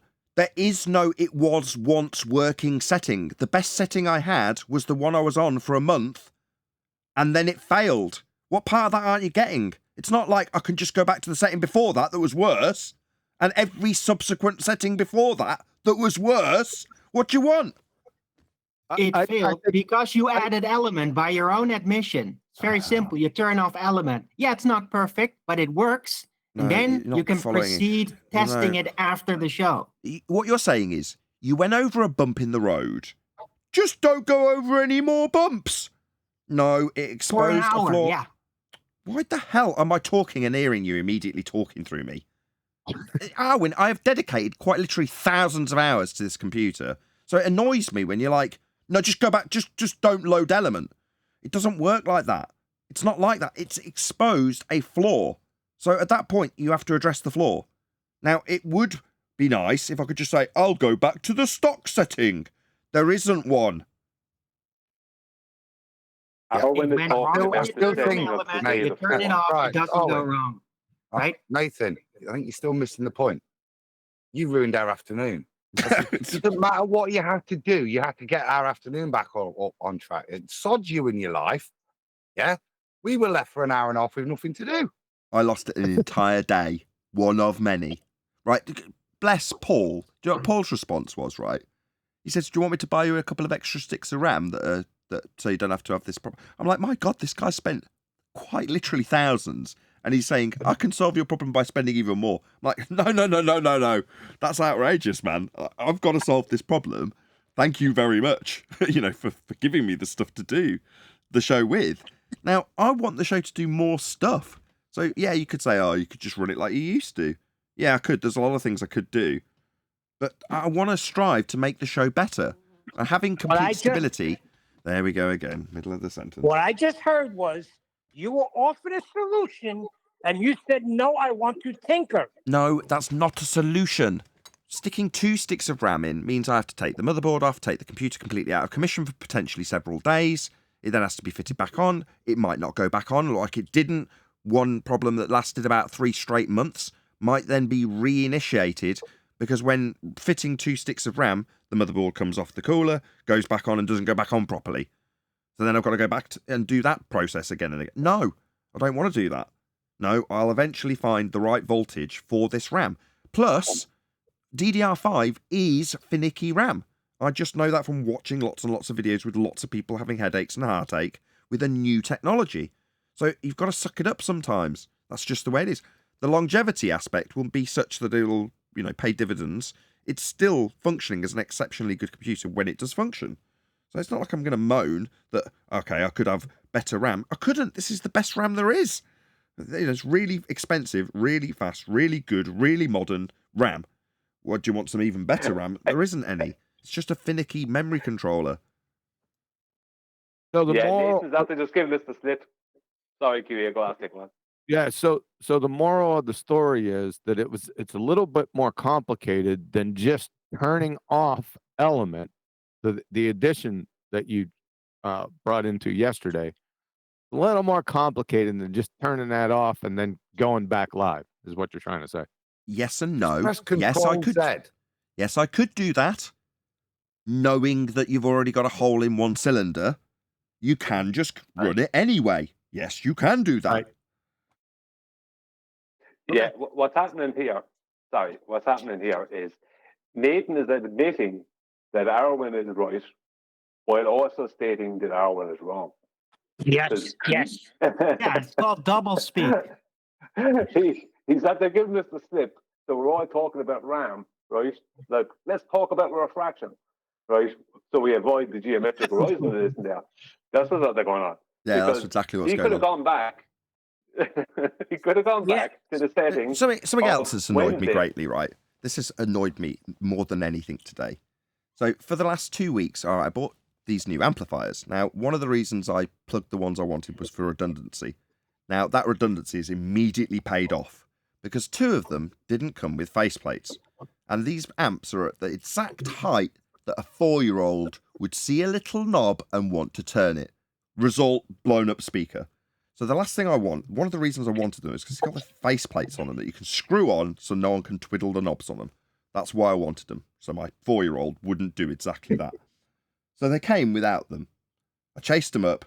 They're like, yeah, we'll contact the supplier. Yeah, we'll contact the distributor. Yeah, we'll do this. Yeah, we'll do that. After 2 weeks, hold on. They've got back to me and said, we can't supply you with these plates. So the only option they've left me is to send them back. So I'm literally 2 perfectly functioning amplifiers have had to be boxed up and sent back so I can potentially buy a different set just to get 2 accessories. Just bonkers. The world we live in is stupid. Anyway, that's annoyed me, having to get all sweaty boxing up 2 amplifiers. Fortunately, because I, like exactly as said in the GoFundMe campaign, I want the exact same amplifiers. So when something like this happens, if 2 of them go bang, which essentially is what's happened, 2 of them have been taken out of commission almost immediately after getting them. But nothing's changed. The show's still functioning. I've still got 2 speakers. I can still hear you exactly the same as I did before. I've just reconnected things and unbridged things, and then it works with a bit of rewiring. It took 20 minutes to rewire the show to function as it did before, just because of redundancy. So I'm elated, but still annoyed that, immediately I'm having to use that redundancy. Anyway, that's annoyed me. So that's why I'm in a bad mood, Arwin, in case, it's not just the computer, it's that as well. So what I just heard wanna was, state hold on, what I heard was that you could have went right back to the show. So now we're annoyed even more. Yeah, you could. Once you've figured out that you've got a flat tire, Neil, you can run it anyway. You can. Well, I'd just like to state that as soon as I brought up the word Wednesday, Nathan brought in a guilt trip about the raw deal he's after getting off of this supplier of his amps. Because when I brought up Wednesday, we were talking about how you could go back to doing what you were doing Wednesday, which was working perfectly, just without Element. And Nathan switched the subject to how he's getting a raw deal off this supplier. It's just something else in the list of things that's annoyed me yesterday.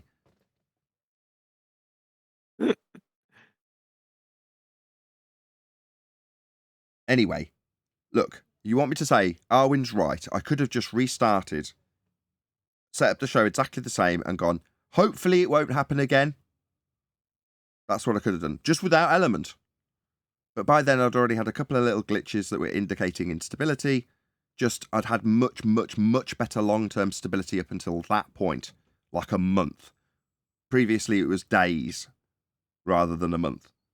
So in other words, I've got 99% there.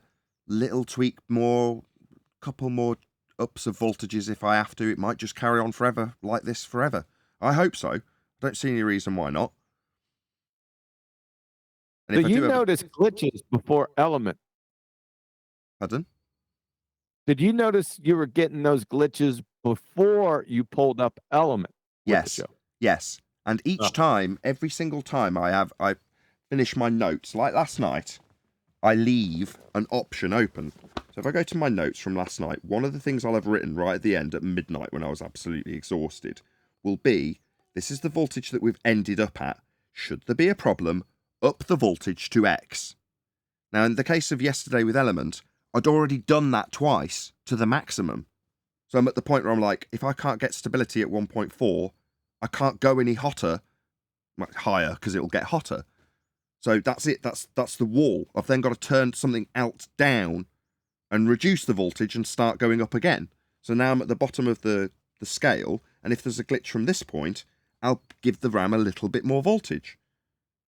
And so on and so forth. So the last note I've put is passes IDA 2 hours, 30 minutes, 76 degrees, 0.5 C, and then all the different RAM temperatures. And it says up to 1.35 volts if fail. So I know what to do next. So That's what I did. I went back to my notes immediately when the show finished. What do I do if I have a catastrophic failure? Oh, I've got to make a fundamental change. Shit, that's going to take all day. So I'm just like, right, I've just got to start doing it. So that's what I did.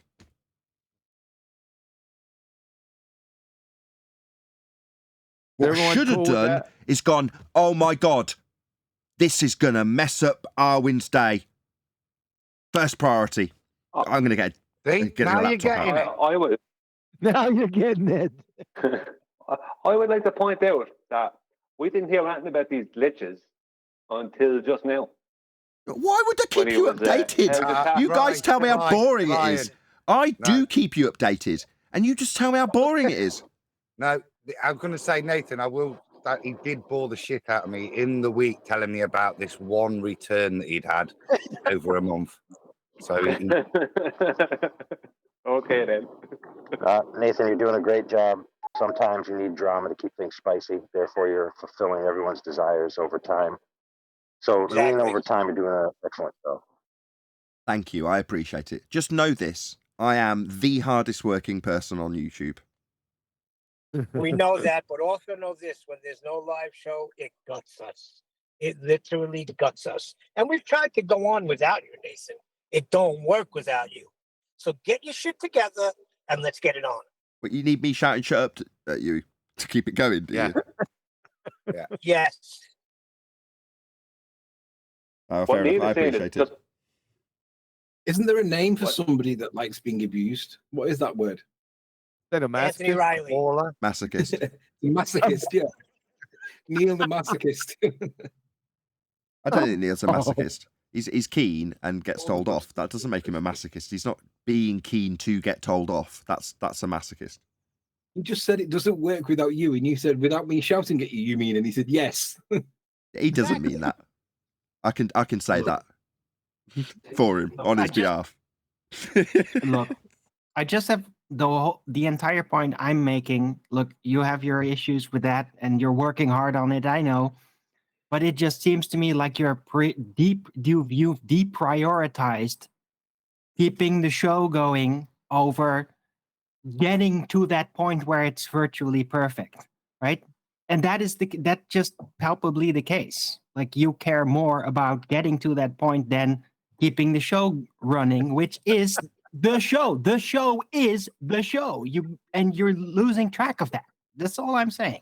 Okay, thank you. I think I've got my priorities pretty sussed. I'm honest about that. It's just professionalism. Well, That's I all don't it is, agree. Arwin. I don't want it to fail and then immediately fail afterwards again. And someone go, well, why didn't you sort the problem out? Why did you try and run another show and only get 10 minutes? If you knew there was a problem, why didn't you fix it? Like I said about Flatsoid with his sound.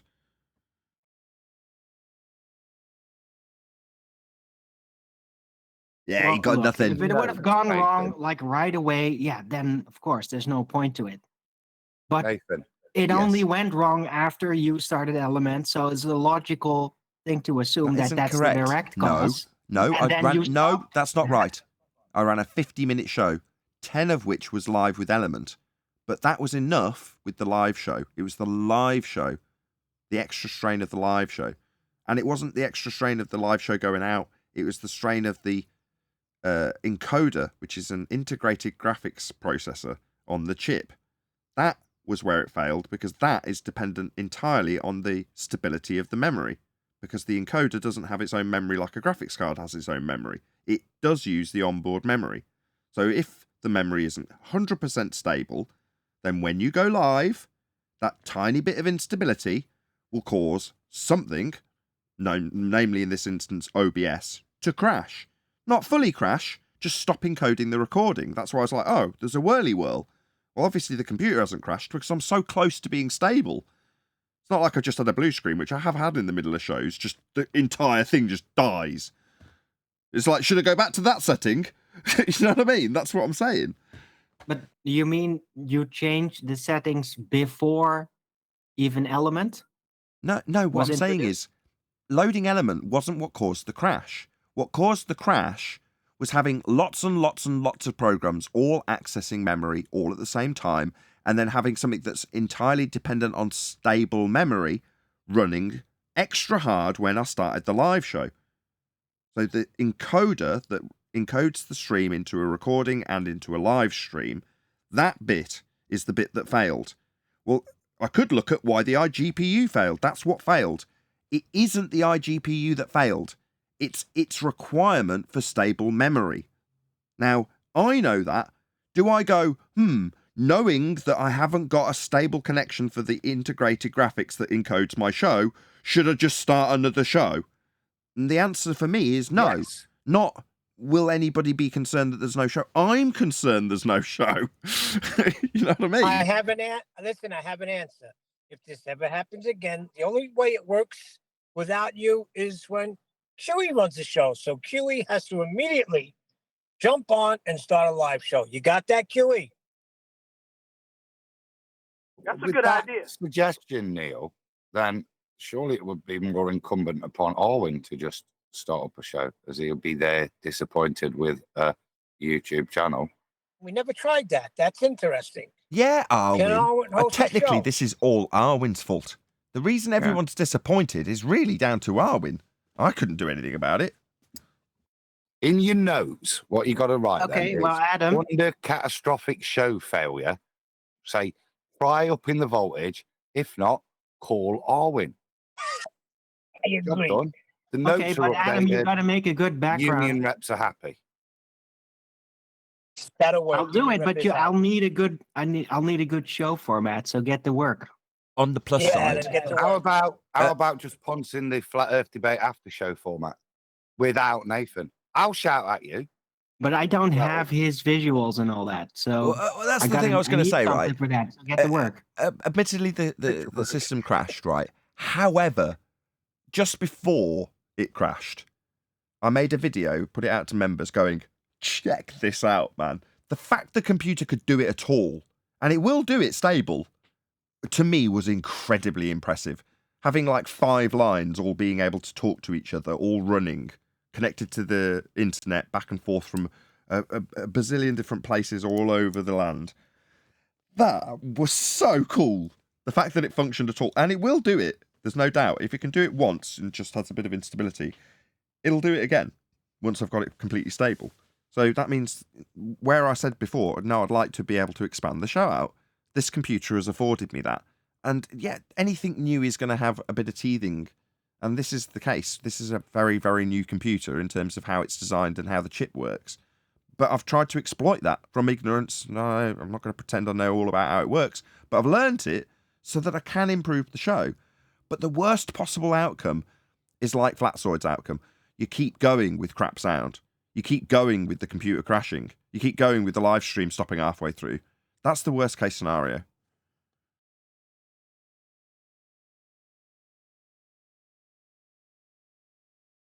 It's not the show must go on. This isn't a theatre.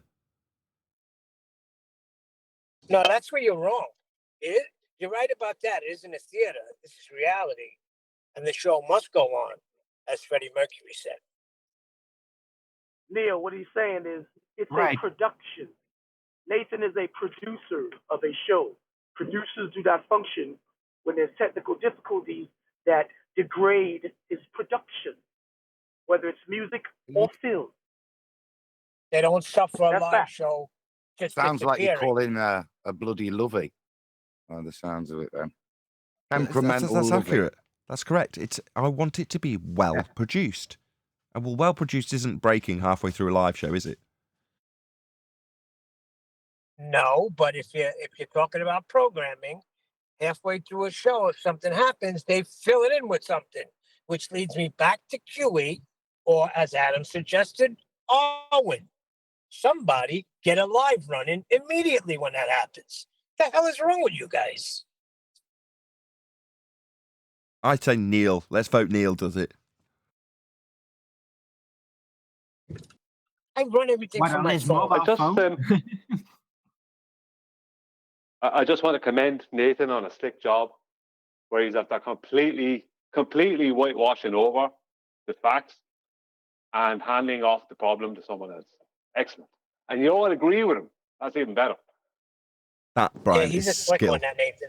When you know that skill, then you'll know you've arrived. But here's the thing: we're all sitting there waiting for you to come back, and not even a mention like, "Hey guys, sorry, but this is what's going on." At least I didn't get a message that this was going on. We sat in G Plus wondering, is the live show going to start again? It must be serious. Maybe it was because of elements. Yeah, or You're the maybe guy. You're the guy that moans at the extinguisher to paramedic. Take out your computer. You're the guy that moans at the paramedic while he's giving the patient heart massage. You didn't text me. You didn't call me. You didn't.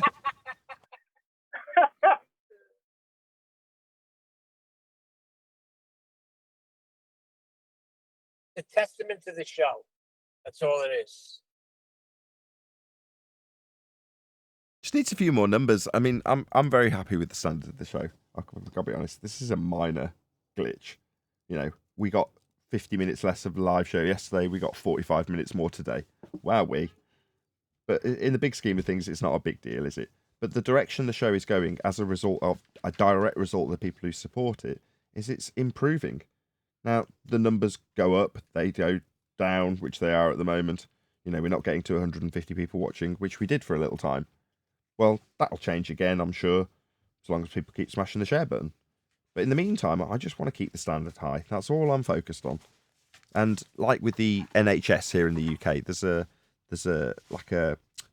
idea that they have that it'll never be good enough. The NHS will never be of a high enough standard, so that it's always striving to improve itself. Well, I like that idea, that no matter where it gets to, it could always be better.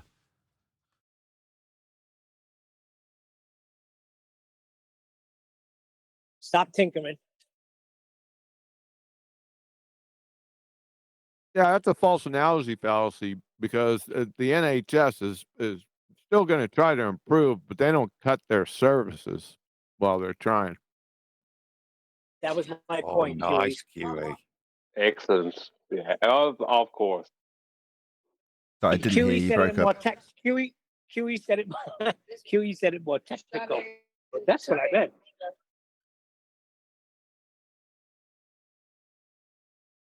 So yeah, I'll just order another couple of amplifiers, I suppose, once they give me my refund. Was I on point? Because I had just stepped out for about 8 minutes to go get breakfast, and I just, bowed my way in. Was I still on point? Of course you weren't. You came in at a complete tangent. It made no sense. The boys were going to be happy. You had a dig at Nathan. That was all that was necessary.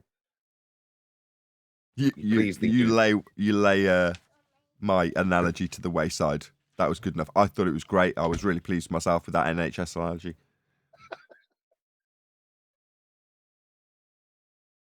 I think you're invited on to the next QE live show. A couple people have some bones to pick with you, by the way. Who, me? Yeah. You've got to come on as the protagonist. Protagonist for what? The Seahawk, Sea Sparrow. You didn't hear my whole spiel? Oh, of course, because I've had all the experience in the world with the Type 2 Sea Sparrow missile. I mean, I practically invented the thing. No, you seem to claim that it's not a proof seed.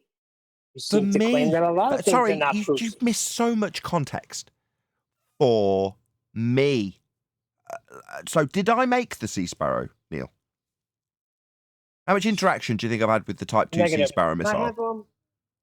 How much interaction do you think I personally had with that? You don't want to interact with them. It's not what I mean. I mean, do you think I've ever seen the blueprints or one in person or one rigged up, one being made? Do you think I know how one operates beyond what QE has told me? That's not what we're talking about. It's exactly what I'm talking about if I'm going to put my name next to it.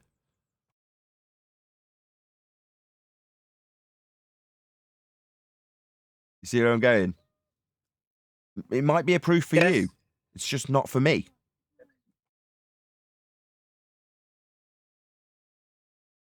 What about the Bolivian salt flats? What about them? How's that not a proof? That's not the whole world, though, is it?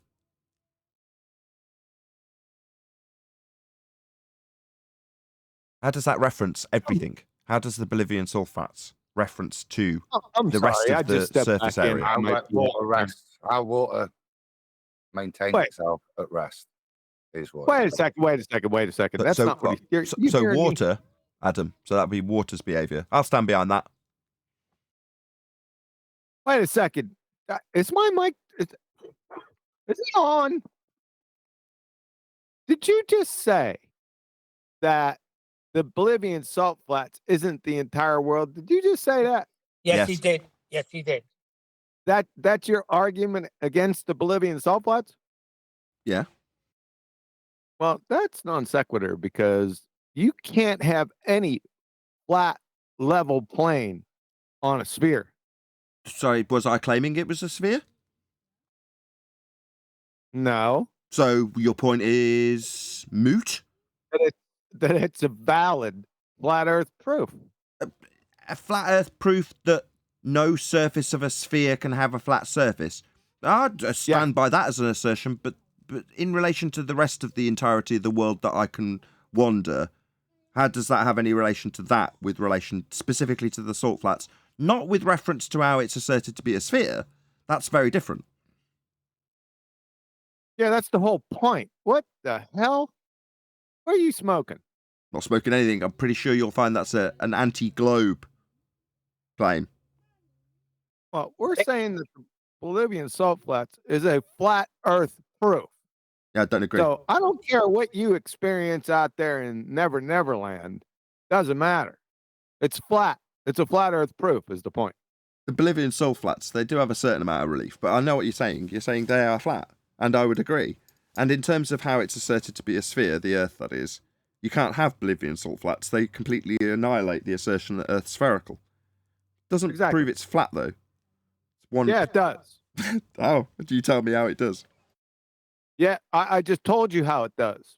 Unless you're assuming that the rest of the world is some other shape. We'd have to have a look at it, eh? No, we wouldn't. We don't, do we? Because we can take from that the nature of how water sits at rest. And as long as we can realize that there's a lot of water out there and that's going to behave the same. Gotcha. Exactly. So that as a proof for flat Earth would be to say that water finds and maintains its level. And you could example that example of a flat Earth proof using the Bolivian salt flats. So they're useful to make that proof work. Right, okay, fair enough.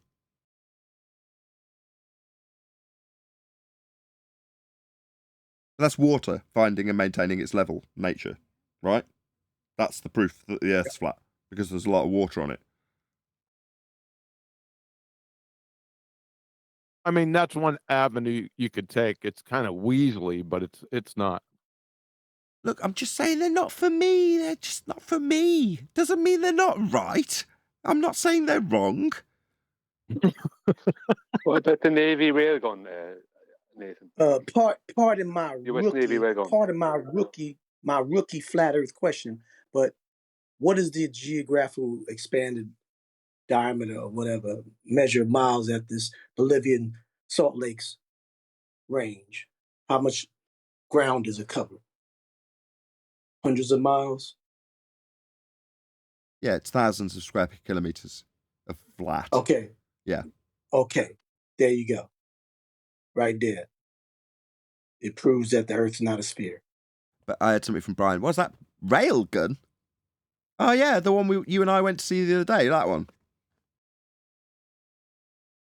The railgun's not part of the proofs. What? Who red herring fallacy away? Well, Brian's saying that railguns are proof of flat Earth. Well, yeah, that's the whole point of it. Well, the Navy's claim is that the reason that they stopped research on it is because they couldn't get it to fire any more than 110 miles. And the claim is that it fires in a straight line. That's their claim, the railgun. Yeah, but that's their claim. Yeah. But that's not proof. That's not you standing and showing our railgun fires straight by showing me a railgun and firing it straight and proving that it was actually fired straight. They claimed the railgun fires straight. That's nice for them.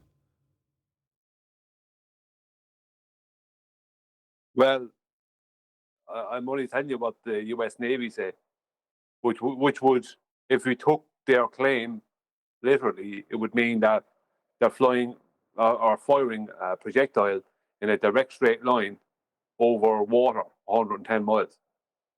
Yeah, great. And you don't get behind that because it's the Navy, US Navy, and you can't validate what they're saying. No, I'm not saying I would disagree with it or that I don't think it's good. I'm just saying that what I picture is me sat at a bus stop with average Joe Normie. And the conversation turns in that direction, and you're talking about the Earth and its nature, and then you say it's flat, and they say, well, why? Okay. Now we pull out one of these flat Earth proofs and go, Type 2 Seahawk Sparrow missile thingy. And they go, what's that? There's a missile. And then you explain how it proves Earth's flat because of the distance that you have to target it with the little pencil laser. Okay. And they go, okay. Can I see that happening then? How do you show me that is actually the case? And I go, I don't know, I've never seen one. I go, well, how do you know it's true then? Well, that's what they claim. And there's people who I've seen showing it work that I trust. Have you met them? No. So why are you claiming it? You have no idea if this is even true. Okay, so then we go to the railgun. Well, the Navy say, okay, are you in the Navy? No, I'm not. Well, have you seen a railgun? No, I have not. Have you seen it demonstrated in a video where it proves that it's actually doing what they say it does? Well, it looked like it did in the video. And that's all I've got. To me, that, for me personally, is weak.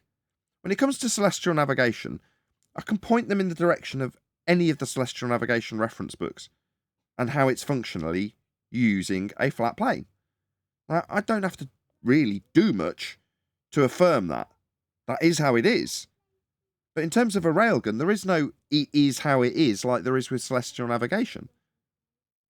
Quite the contrary. They're going to have in their book somewhere to say that there's a curve of the Earth that's got to be factored in, like they say with Coriolis spin that's got to be factored in the books. Yeah, but that's the same thing. That's the same thing. You're taking documentation from a third or fourth or fifth party. You're doing the same thing. Yeah. It's the same. No, although it didn't, I didn't recognise it immediately. I've not personally firsthand done it, but I've been in the presence of my sister doing it, and been out on a boat while it's being done, and I understand the principles of how it is done to this day by other people. Now, I'm not suggesting that my standard is that standard that I'd have to be out there doing it. I'm not saying that's my standard. I'm just saying in terms of how easy it would be to go out and measure an angle to a navigation star. I could do it out my window. Yeah. I can't do. You wouldn't need that. You're going too far anyway. You wouldn't need that anyway. All you would need is the definition of an elevation angle. Exactly. Establish that elevation angle exactly. is needed. You don't need any celestial navigation books or any documentation. That's my point, though. That's exactly my point. I can just define how an elevation angle is performed. A measurement of an elevation angle would be enough. I don't need to do anything else. As a lazy man, that is what I want. Whereas with the Sea Sparrow Type 2, I can't just do that. I can only reference their reference. What if say Taboo or Eddie Banjo had a guest who was a former or present naval gunman on a aircraft carrier or gunship? Been done. Sorry, it already exists. Let me get there. It already exists. Yeah, Mark Sargent. That's where it originally hailed from, although I'm sure Q was aware anyway. We're both rumpusing each other. We both want to take credit for knowing Mark Sargent was the first to do exactly that. Go ahead. No, I was just saying that's where I stole it from. Yeah, basically. That's what I'm saying. I get the proof. When I saw it... Then isn't it it's a legit claim? Yeah, but I just don't want to third-hand disseminate it. For Mark, in the same way I will stand behind what a primary source for me, that would be Robert Shortman, disseminated to me in interview about how Antarctica appeared to him. I can reiterate that second hand. As for Mark Sargent's interview with a naval gunner, I don't want to be disseminating Mark Sargent's interview third hand. Robert Shortman, yes. Mark Sargent's interview, no. Now, that doesn't mean you can't do it or point someone in the direction of Mark Sargent's interview, because as a standalone interview with somebody who's a primary source who's actually using the Type 2 Sea Sparrow missile, yeah, based on how it targets things with the pencil laser, I've forgotten what it's called. Type 1. Type 1. Based on how it operates and how somebody operating it disseminated that information, is it compelling? Absolutely.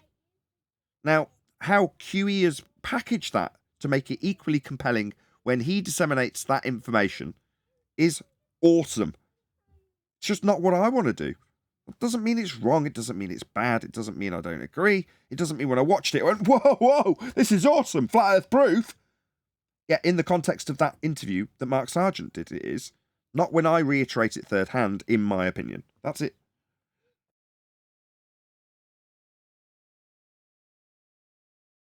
Well, damn it, Nathan, some of us did. If you guys want really low standards, it's fine. It's fine. You know, do what you like. You guys want really low standards, you How little dare weasel, you. How dare you?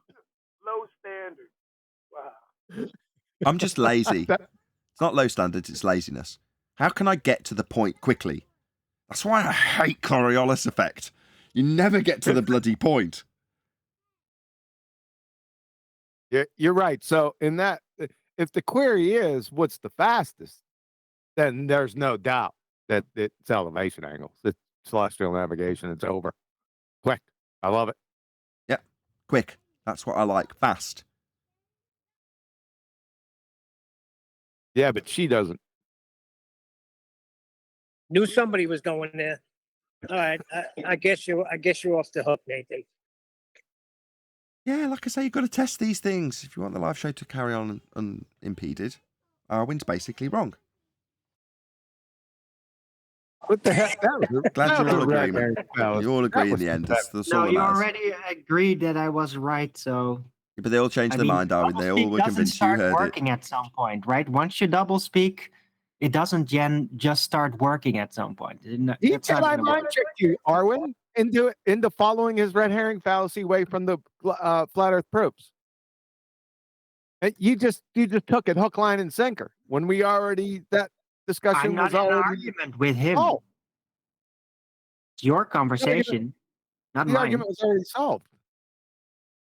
It came to its end point, but he brought it back up again, and then you just went right along with it. Nathan's smiling in the background because he gets to get out of the flat Earth, globe Earth proofsies or globe Earth debunking. Let's just list them. Just tolerate what I reply with and just keep listing them off, these flat Earth proofsies. Okay, 1 second. Let me pull them up. Don't respond to what I say, though. Just keep listing them. All right. For humorous effect. Number one is the Sextant, the Black Swan, Flight, Bolivian Salt Flats, the Evolved Sea Sparrow Missile, Block 1, Coriolis, no vacuum of space. Half of these aren't flat Earth proofs. Yes, they are. Vacuum of space isn't a flat Earth proof. Coriolis isn't a flat Earth proof. Fair enough. Black Swan as well. That's not. Living salt flats are a flat Earth. Yes, it is. Yeah, it is. But it needs context. It does need context. I'll take that back. Agree. With context that I cannot be bothered to give, it is proving a flat Earth. There you go. Hope you're satisfied. Same goes for the Type 1 Sea Sparrow. It proves Earth is flat. By the way it functions, by the way it has to function, or it'd be a useless weapon. So you either accept that it's garbage lies and a useless weapon and basically a cardboard missile that they're lying about, or you accept that it really does have a function and Earth is flat. Those are your choices. Once presented with the information by someone else, because I'm not that guy. I don't know how the Sea Sparrow missile works enough to be able to disseminate it in a way that's convincing. Yeah, but when I do it, it becomes a flat Earth proof. Wait, Nathan. Even if you see it demonstrated on the video, like you saw your sister use the Sextant. If you saw it demonstrated on a video by a weapons missile gunman specialist from the Navy, you would not then understand. I mean, of course, I would not trust you to. I did when Mark Sargent did the it, interview. but you would not. I did understand, and I did say, "Wow, what great flat Earth proof." Nathan, I'm kind of hearing. I kind of agree with what I'm hearing from you. In certain arguments, you're going to try and disseminate flat Earth. Certain arguments you just can't be arsed with, really, because of the level of effort you'd have to put in to bring the person up to speed to show them the significance. So you can still categorize them as flat Earth proof, but the level of waffle to bring them up to explain it to them is hard work. That's why I love gas pressure. Those are the two arguments that I would disseminate to a member of the general public without hesitation: the elevation angle argument and the gas pressure argument. Those are the two. Other than that, I wouldn't broach the subject with normies with anything other than those two subjects, because you can get to the end quickly without it turning into a massive row. Now, I agree. I bring them up too a lot. No, I agree, but that wasn't the point. You changed the game. You lost the plot. Now, they're either flat Earth proofs, and like you said, Coriolis and no vacuum of space, definitely not, because you know what I mean. But the other guys are. So you got the Sextant, Black Swan, Flight, Bolivian salt flats, and an evolved Sea Sparrow missile. Our point wasn't... Black Swan's not a flat Earth proof either. You have to extrapolate. Black Swan's not a flat Earth proof. Yes, it is. I already told you it needs context. With extra context, yeah. With extra context. Extra context. Yeah, but you could say that about Coriolis effect and the vacuum of space. No, because that's a spinning argument, and the vacuum of space has nothing to do with an aspect. I can take Coriolis effect back to the radial value, debunk it, and then imply Earth's flat. So no, I cannot. You could do that. Yeah, that's what I'm saying. Yeah, you could go that route. Yeah, okay. Right, so the Black Swan's not a flat Earth proof. The way gas behavior is proves that it can't be a ball and it is flat, because that's how gas behaves. Uh-oh. Go ahead, Adam. Well, if you're going to go and want to, because you can force these things, can't you, in a way to demonstrate certain other aspects, but it does require lots of waffle and explanation as to why. I just think, yeah. He just called your shows waffle. Did you hear him? No, you've got to. If you're the person you're talking to has not got the comprehension, then you have got waffle for ages to bring them up to a standard. Yeah, but that's not waffling. That's you know what I meant. Yeah, he means high quality information on your show. That's what he means. High quality information. Yeah. You've got to disseminate that, haven't you? It's got to be given and explained, then recognised for you to make the point. Sure. Which is fine if you're dealing with an intelligent person and a genuine one-on-one, but dealing with a baller, no chance. It's like asking, why don't you often debunk Einsteinian gravity? Well, the answer to that is because it very rarely gets claimed. So in order to debunk Einsteinian gravity, you first got to educate your opponent in the nonsense that they think is correct with mass attracting mass, the correction for Einsteinian pseudo-force space, and then debunk it. Well, who can be asked with that? I mean, Anthony's here, but who can be asked with that? Seriously. Every time. I can do that, no problem. I can't do it with NASA. I refuse to do it with NASA arguments, because like if they bring up anything to do with like the Vomit Comet or Zero G, I just go, do you know what? I'm not even having that conversation. But if you say the G word, I'm like, define it, please. That's the first thing I say. Define it. Me too. I mean, this happens during my live show all the time. I don't even remember when I have such conversations because it's also automated at this point, you know? So yeah, I mean, yeah, it's elaborate, but I know how people's minds work when they approach and deal with gravity and the different phases of understanding you can be in. And I know how to recognize it. And yeah, it's very easy by now. I guess a lot of training helps. That's fair enough. I think you've proved yourself. Someone give him his flat Earth badge. No, yeah, wait, PayPal me. We've got more detail I'll win before you get the badge. I don't need no damn. I don't need no stinking badge. Badge. He's a rookie flat earther. We'll carve it into your forehead then. Yeah. Also, another topic that I wanted to bring up. I've been hearing through the shadows. Some people brought up to me just messages and stuff that there's a problem now that some flat earthers think the Earth is moving. Yeah, that's correct. Accelerating Yeah. upwards. It had a word with its real to, area is everything. Doesn't like where it is. It's time to move on, So it's put the board out for sale. It's going to be moving. Yeah, but people want. They want. What are it the moving. arguments? Does anyone know what the argument? What's the proof, Cease? Yeah, there's a problem. There's a misunderstanding going on. What's happening is it starts with Dell. Dell is the one who starts it. Really? So they have something. Yeah, it started with Dell, right? That I'm aware of, anyway. What right? the hell? Dell, the Scottish lad, yeah, right. That the Earth was moving up the way, right? Like the kind of flat Earth society type claim, right? What it is they're taking a bottle of water with something inside of it that will rise up through the water, something that is less dense than the water, right? Whether it be a piece of foam or whatever, right? And they're turning the bottle up and down to show that the thing will rise up through the water. So if they turn the bottle upside down, the thing will go from the bottom to the top, turn it back around again, the thing will go from the bottom to the top. But then they're dropping the bottle from a height, let's say from the ceiling down to the floor.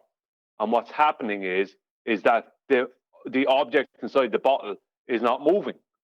So they think that's debunking relative density. But what's actually happening is the fall rate of the bottle through the air, right, the bottle of water with the object in it, is greater than the rise rate of the object through the water. If you look at the rate the object rises through the water, it's a lot slower than the fall rate of the bottle of water through the air. So I can only see it as a complete confusion with the rates of fall and rise, because the rise rate of the object is a lot slower than the fall rate of the bottle. So you're not seeing it move because as it's starting to move, the bottle is already hitting the floor. Nah, And so there's a you bit, could there's say a bit that, of but I think a it's simpler, bit- right? Hold on, Owen, I just think one it's second. much Let me simpler. finish a if I second. may. Hang on. Just got a quick So let me question. get to the Well, I just want to ask a question. What's the actual natural phenomena that's being observed? There is none. It's a parlor trick. Objects and I told falling. you this. Objects I told falling. you this 3 weeks ago. What Dell's talking about. You described an Confusing object. rings. Really silly. Hold on. It's just the same thing from gravity again. What I started out with, right?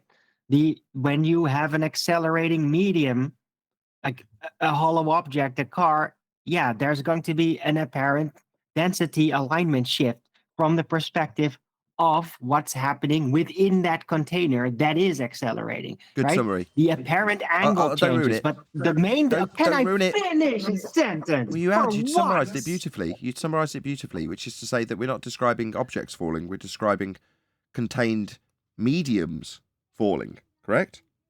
Where do we observe that in nature?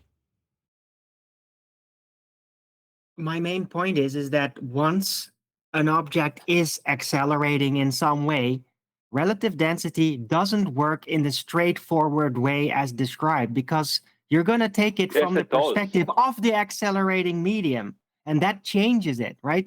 That relative density, the formula for it, counts in a stationary setting. That's how it works. Once something is moving, then whatever is inside of there, things are not going to work that way. Is that the Because they question are Nathan moving. That is the main point. Coconuts. No, that's incorrect. Nathan. There we go. That's It's a good not example. incorrect. That's exactly correct. Coconut. That's a good example, Adam. Not bad. Not bad. So inside a coconut, is there like little bits of debris that are suspended in the coconut milk? I'm sure there are. Probably. And the pulp.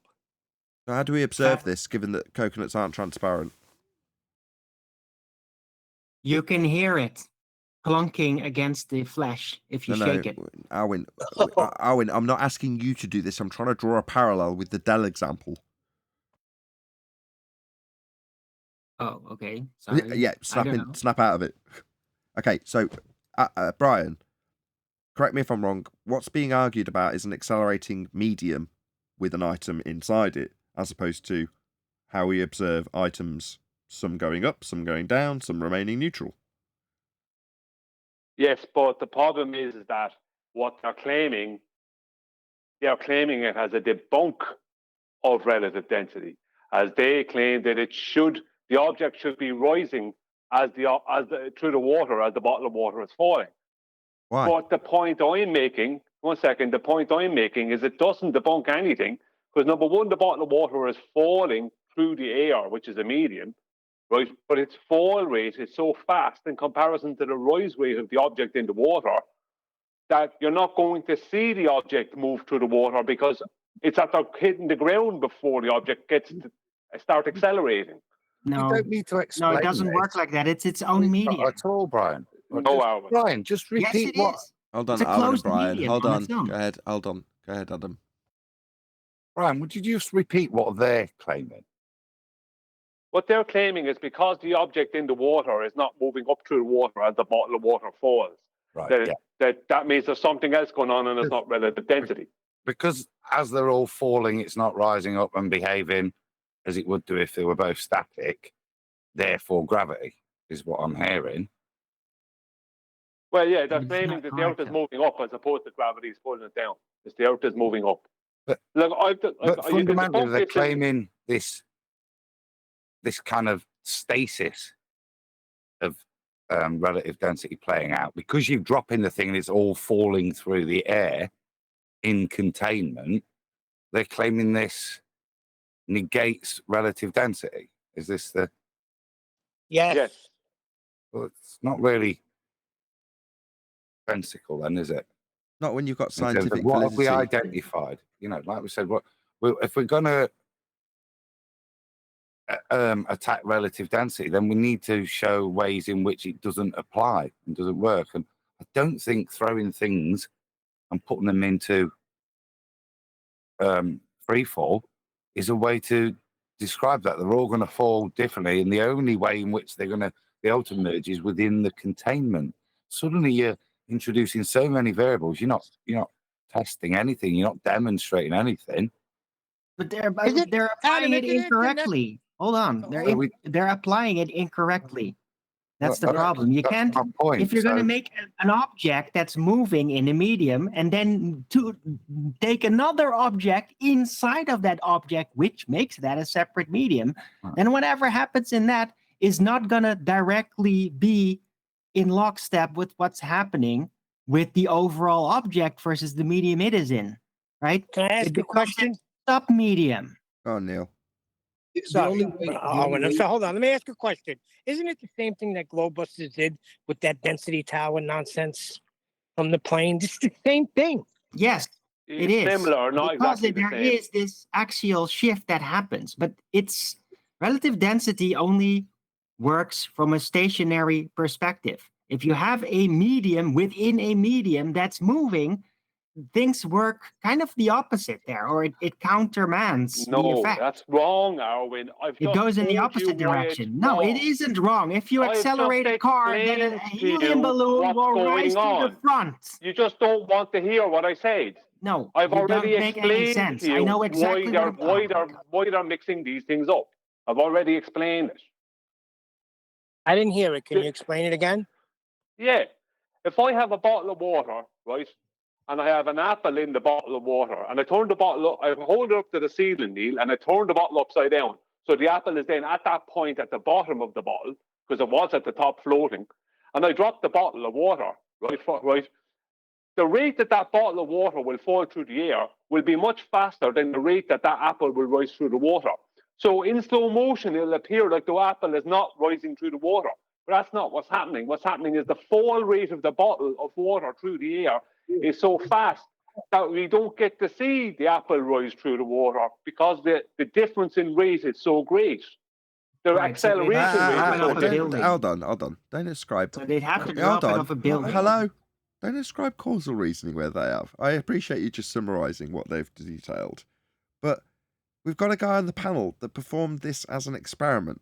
He adhered to the scientific method after observing natural phenomena. So Anthony's walking along and he sees a leaf fall down, hits the surface of the water and floats. And while he's watching it float, he sees another more brown and old leaf next to it sink down. And he asks himself, you know what, some things fall down, some things remain neutral. And then he looks up at the clouds and goes, and check it out, some things go up. I wonder why that happened. Why does that happen is the start of this process. Now, if you're going to ask yourself, why does an apple in a transparent, clear bottle of water, when dropped, not displace the water? Who gives a shit? Where is this occurring in nature for me to be concerned about it? I do, Nathan. There is one way. No, There is one way that you can, guys. There is one way that you why- can debunk the relative density claim, and that would be to replicate the test that I did, get the egg set up and add the salt, change the density of the water, and then the egg not accelerate. That would debunk relative density, because then you're changing the density of the medium and it did not cause an acceleration. That would be how you do it. Yeah, you But can't what we do have that. here Oh, is let me just. a I'm glad kind of- Anthony's piped up. 1 second. Thank you for being there, Anthony, and saying that. Thank God.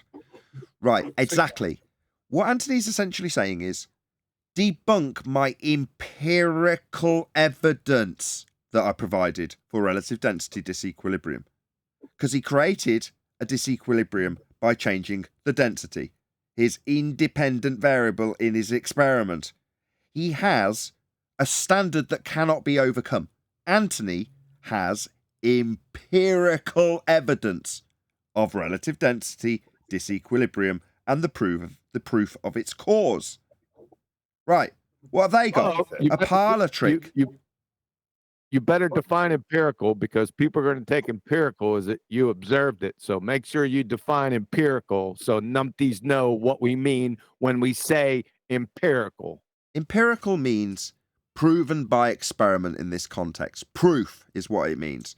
When Anthony formulated his experimental hypothesis, he supposed that the density would both cause the disequilibrium and not cause the disequilibrium. What Anthony has just posed to the audience is you need to perform the experiment and not cause the disequilibrium. Vector change of the egg, in more specific terms. That's never going to happen. Anthony's already disproven the null and affirmed the alternative. That will never, ever, ever change. No one will ever come and confirm Anthony's null hypothesis. It cannot happen. Hence the term empirical outcome. Just for completeness. Yeah, but you're missing something. Let's Nathan. hold on a second, Brian, just for completeness, and address you can this. go. Hold on a second, just for completeness. Empirical means observable, testable, repeatable, falsifiable. Not just fucking look at something.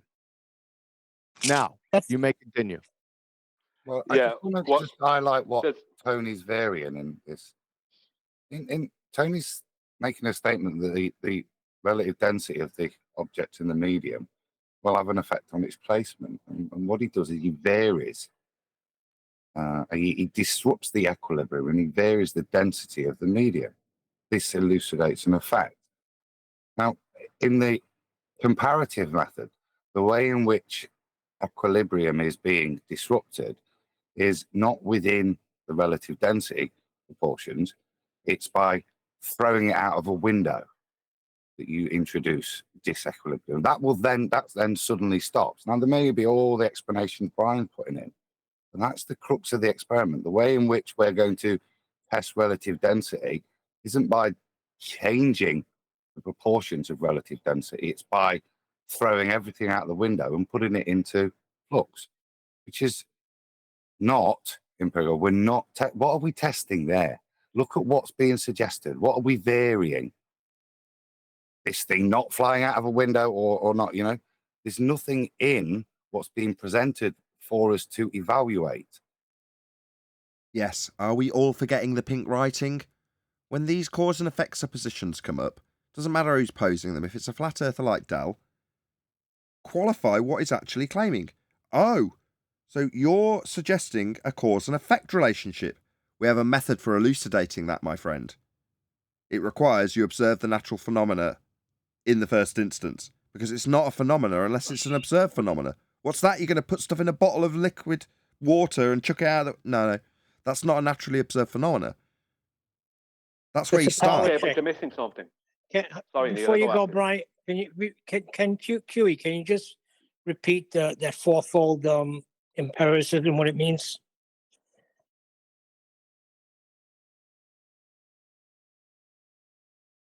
observable, repeatable, falsifiable. Again, it's observable, testable, repeatable, and falsifiable. That's empirical. Got it.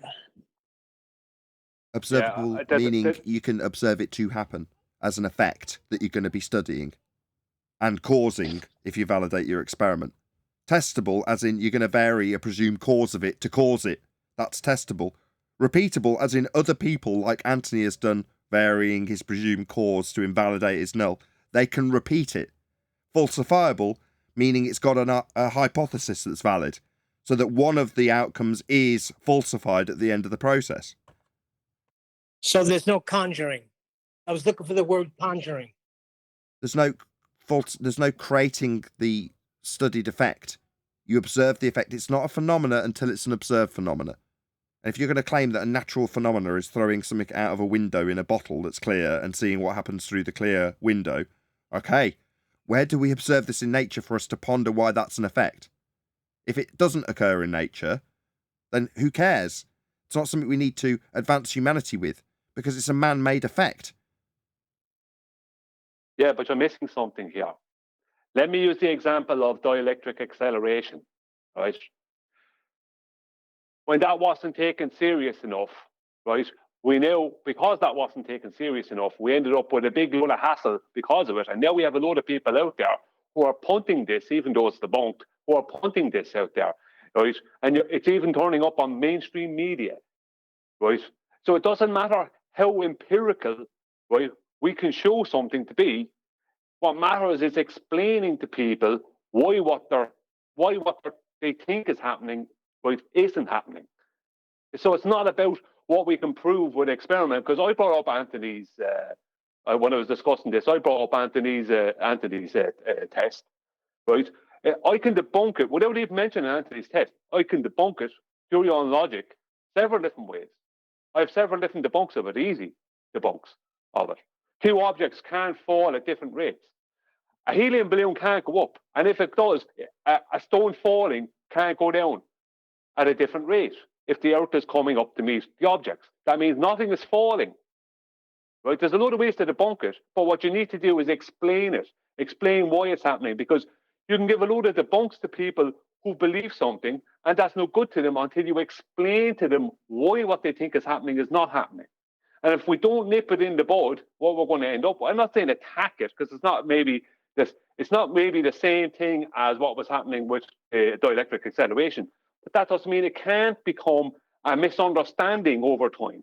As I said, my friend in Bulgaria, right, when I mentioned to her that I was a flat earther and she didn't know this for years, the first thing she sent me was a thing about dielectric acceleration. You know what I mean? She's Bulgarian in Bulgaria. That's my point. You have to take these things seriously. You can't just go, we don't observe that in nature, it's not empirical. That's not the point. The point is there's people out there who are thinking this is happening and they're getting it wrong. And I think the only way to really get across to people that it's wrong, what they're thinking is wrong, is to explain what's actually happening. Right, what are they That's thinking? Why I think it's important. They're never going to get their flat earth badges with this attitude. Sorry, Nathan? They're never going to get a flat earth badge. How are they going to get their flat earth badge with this nonsense going on? Come on, Brian was being serious. Yeah, I'm being serious. Well, it doesn't look, Neil.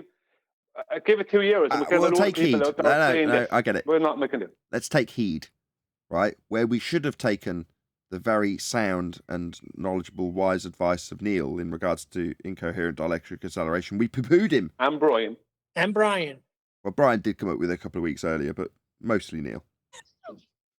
No, we're just saying that before it turns into this freaking inferno, let's nip it at a brush fire, shall we? How do we do that? I think, Neil, the difference that I've spoken is I don't think you need to address these things with the explanation that, in this case, Brian gives that is just as substantiated as their claim. So if you're going to give that explanation, you've got to be able to back it up.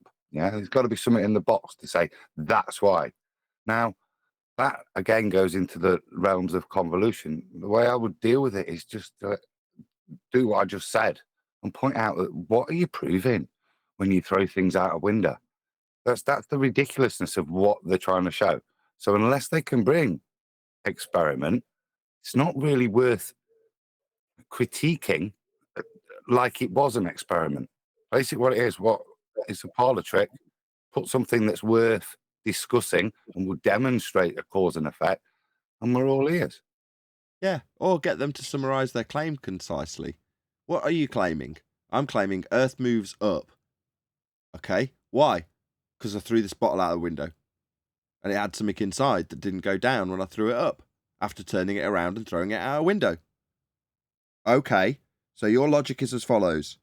Earth is moving up because I saw something not going down when it's suspended in a liquid in a bottle thrown out a window. That's your logic. Okay. On you go. That's what it is. Look, it even confused Rachie. She's good. I've heard some debates and how she deals with people, and she's right on board with it. Good for her. They are. So what? I'm gonna do a dedicated show about relative density, advanced version, about mediums within mediums and how that works, how Definitely. the apparent actual shift happens. Have Anthony on. You and Anthony should thrash it out. Like, you two would be the most... I'd listen to that show intently after the endless straight year of discussions between you two. And it was a worthy outcome. So hearing you two reminisce about those discussions on a show about this exact topic would probably, A, get absolutely no views. Sorry, Brian, you don't have your badge yet. I'd love Not because it isn't good, like just to because do of the this state of affairs alone. on YouTube. But, you know, I'm just saying that is something that you could definitely do to proactively address this garbage. If Anthony was It's willing. just a standard misunderstanding, really. I mean, like after everything it's said, I'm not even going to start talking about this on this show because it's just going to be rumpus to all shit.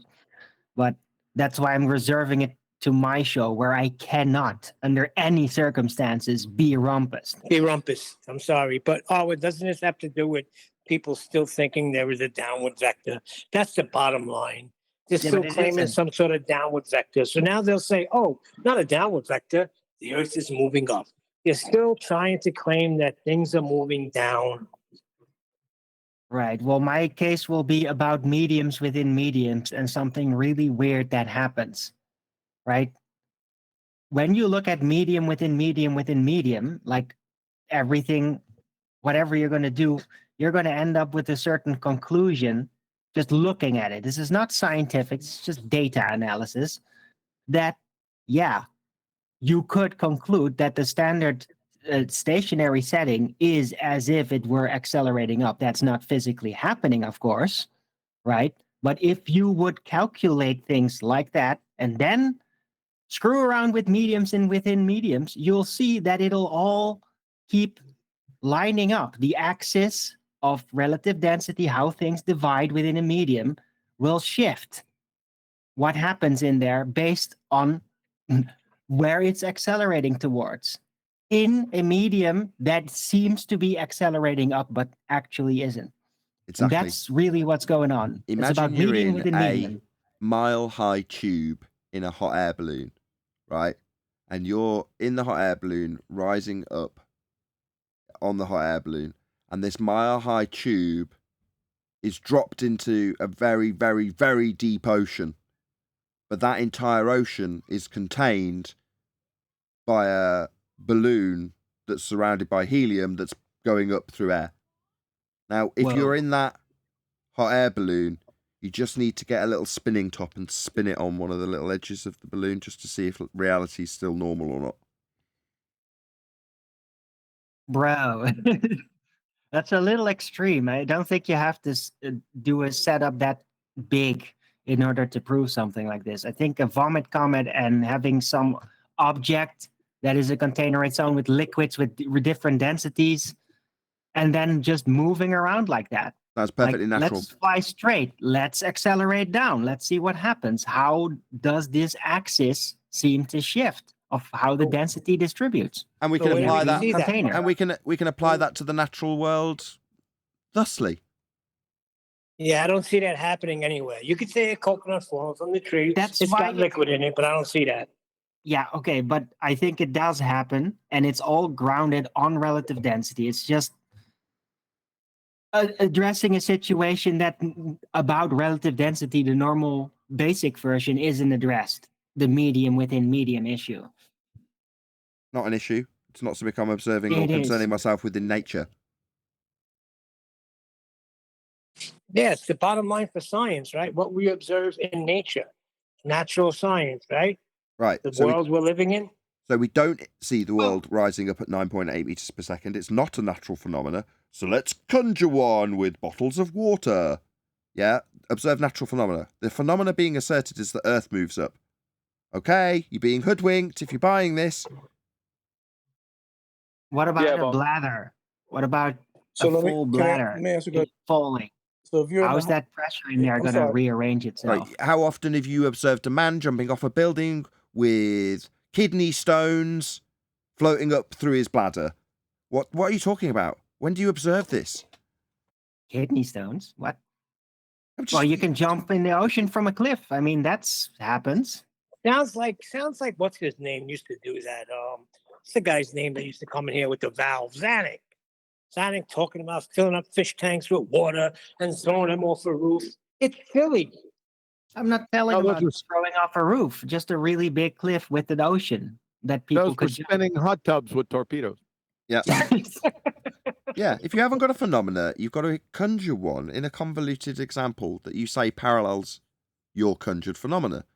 So if you're going to talk about Coriolis effect, you've got to not talk about how Earth is demonstrating a drift underneath things that are above it at 15 degrees an hour. You've got to start talking about how torpedoes work in hot tubs that are spinning. Because you haven't got an example in the natural world. Neither has Dell. He's not observing Earth travelling up at 9.8 meters per second. That's what he's got to claim, or what he's trying to claim. Or, as I understand it, that's what he's claiming. Okay, show me that as a natural phenomenon. If you can't, on your fuck. On your way, dickhead. Well, You're not showing me right, this as a and- natural phenomenon, you're inferring it by showing something else. Yeah, well, if you can fool your audience with that, good for you. Yeah, but it's idiotic because, look, even if you think that this medium we're in is accelerating upwards, which would make mathematical sense, sort of, right? You can't very manipulate whether it is accelerating upward. So there's no way ever. Like, this is one of those things that's really no way ever could prove that scientifically, because you can't vary the yeah. You don't the start cause. with You can't proving an stop it. assertion that you assume in science. You don't start with an idea of something. You start by observing natural phenomena. You don't have to start by going, how am I going to prove that this is the case? No, in science, you start by seeing something happen and going, why did that happen? Not, I wonder if it's the case that Earth is moving. No, that's not how you start. It's not enough. It's not a phenomena until you observe it being a phenomena. It's Thank you for formulated in that clarifying way that, Nathan. to stop you wasting your time and effort as well. Yeah. At least if you're going to investigate something, you should have at least witnessed it. Is the most fundamental. Not go off wasting in a silly challenge, trying to think that something could mean this if I interpret something else in a particular way. And that's kind of the level of reasoning that I'm seeing here. Precisely. With that, I'm going to say another huge, massive, enormous thank you to both Discord and Cheapest panels for making today's after show possible. And of course, a massive thank you to all of you in either Nathan Oakley 1980 or Nathan Oakley Premiering streams.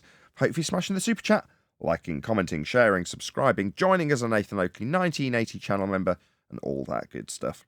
I've been Nathan Oakley, and I will see you all in the next video.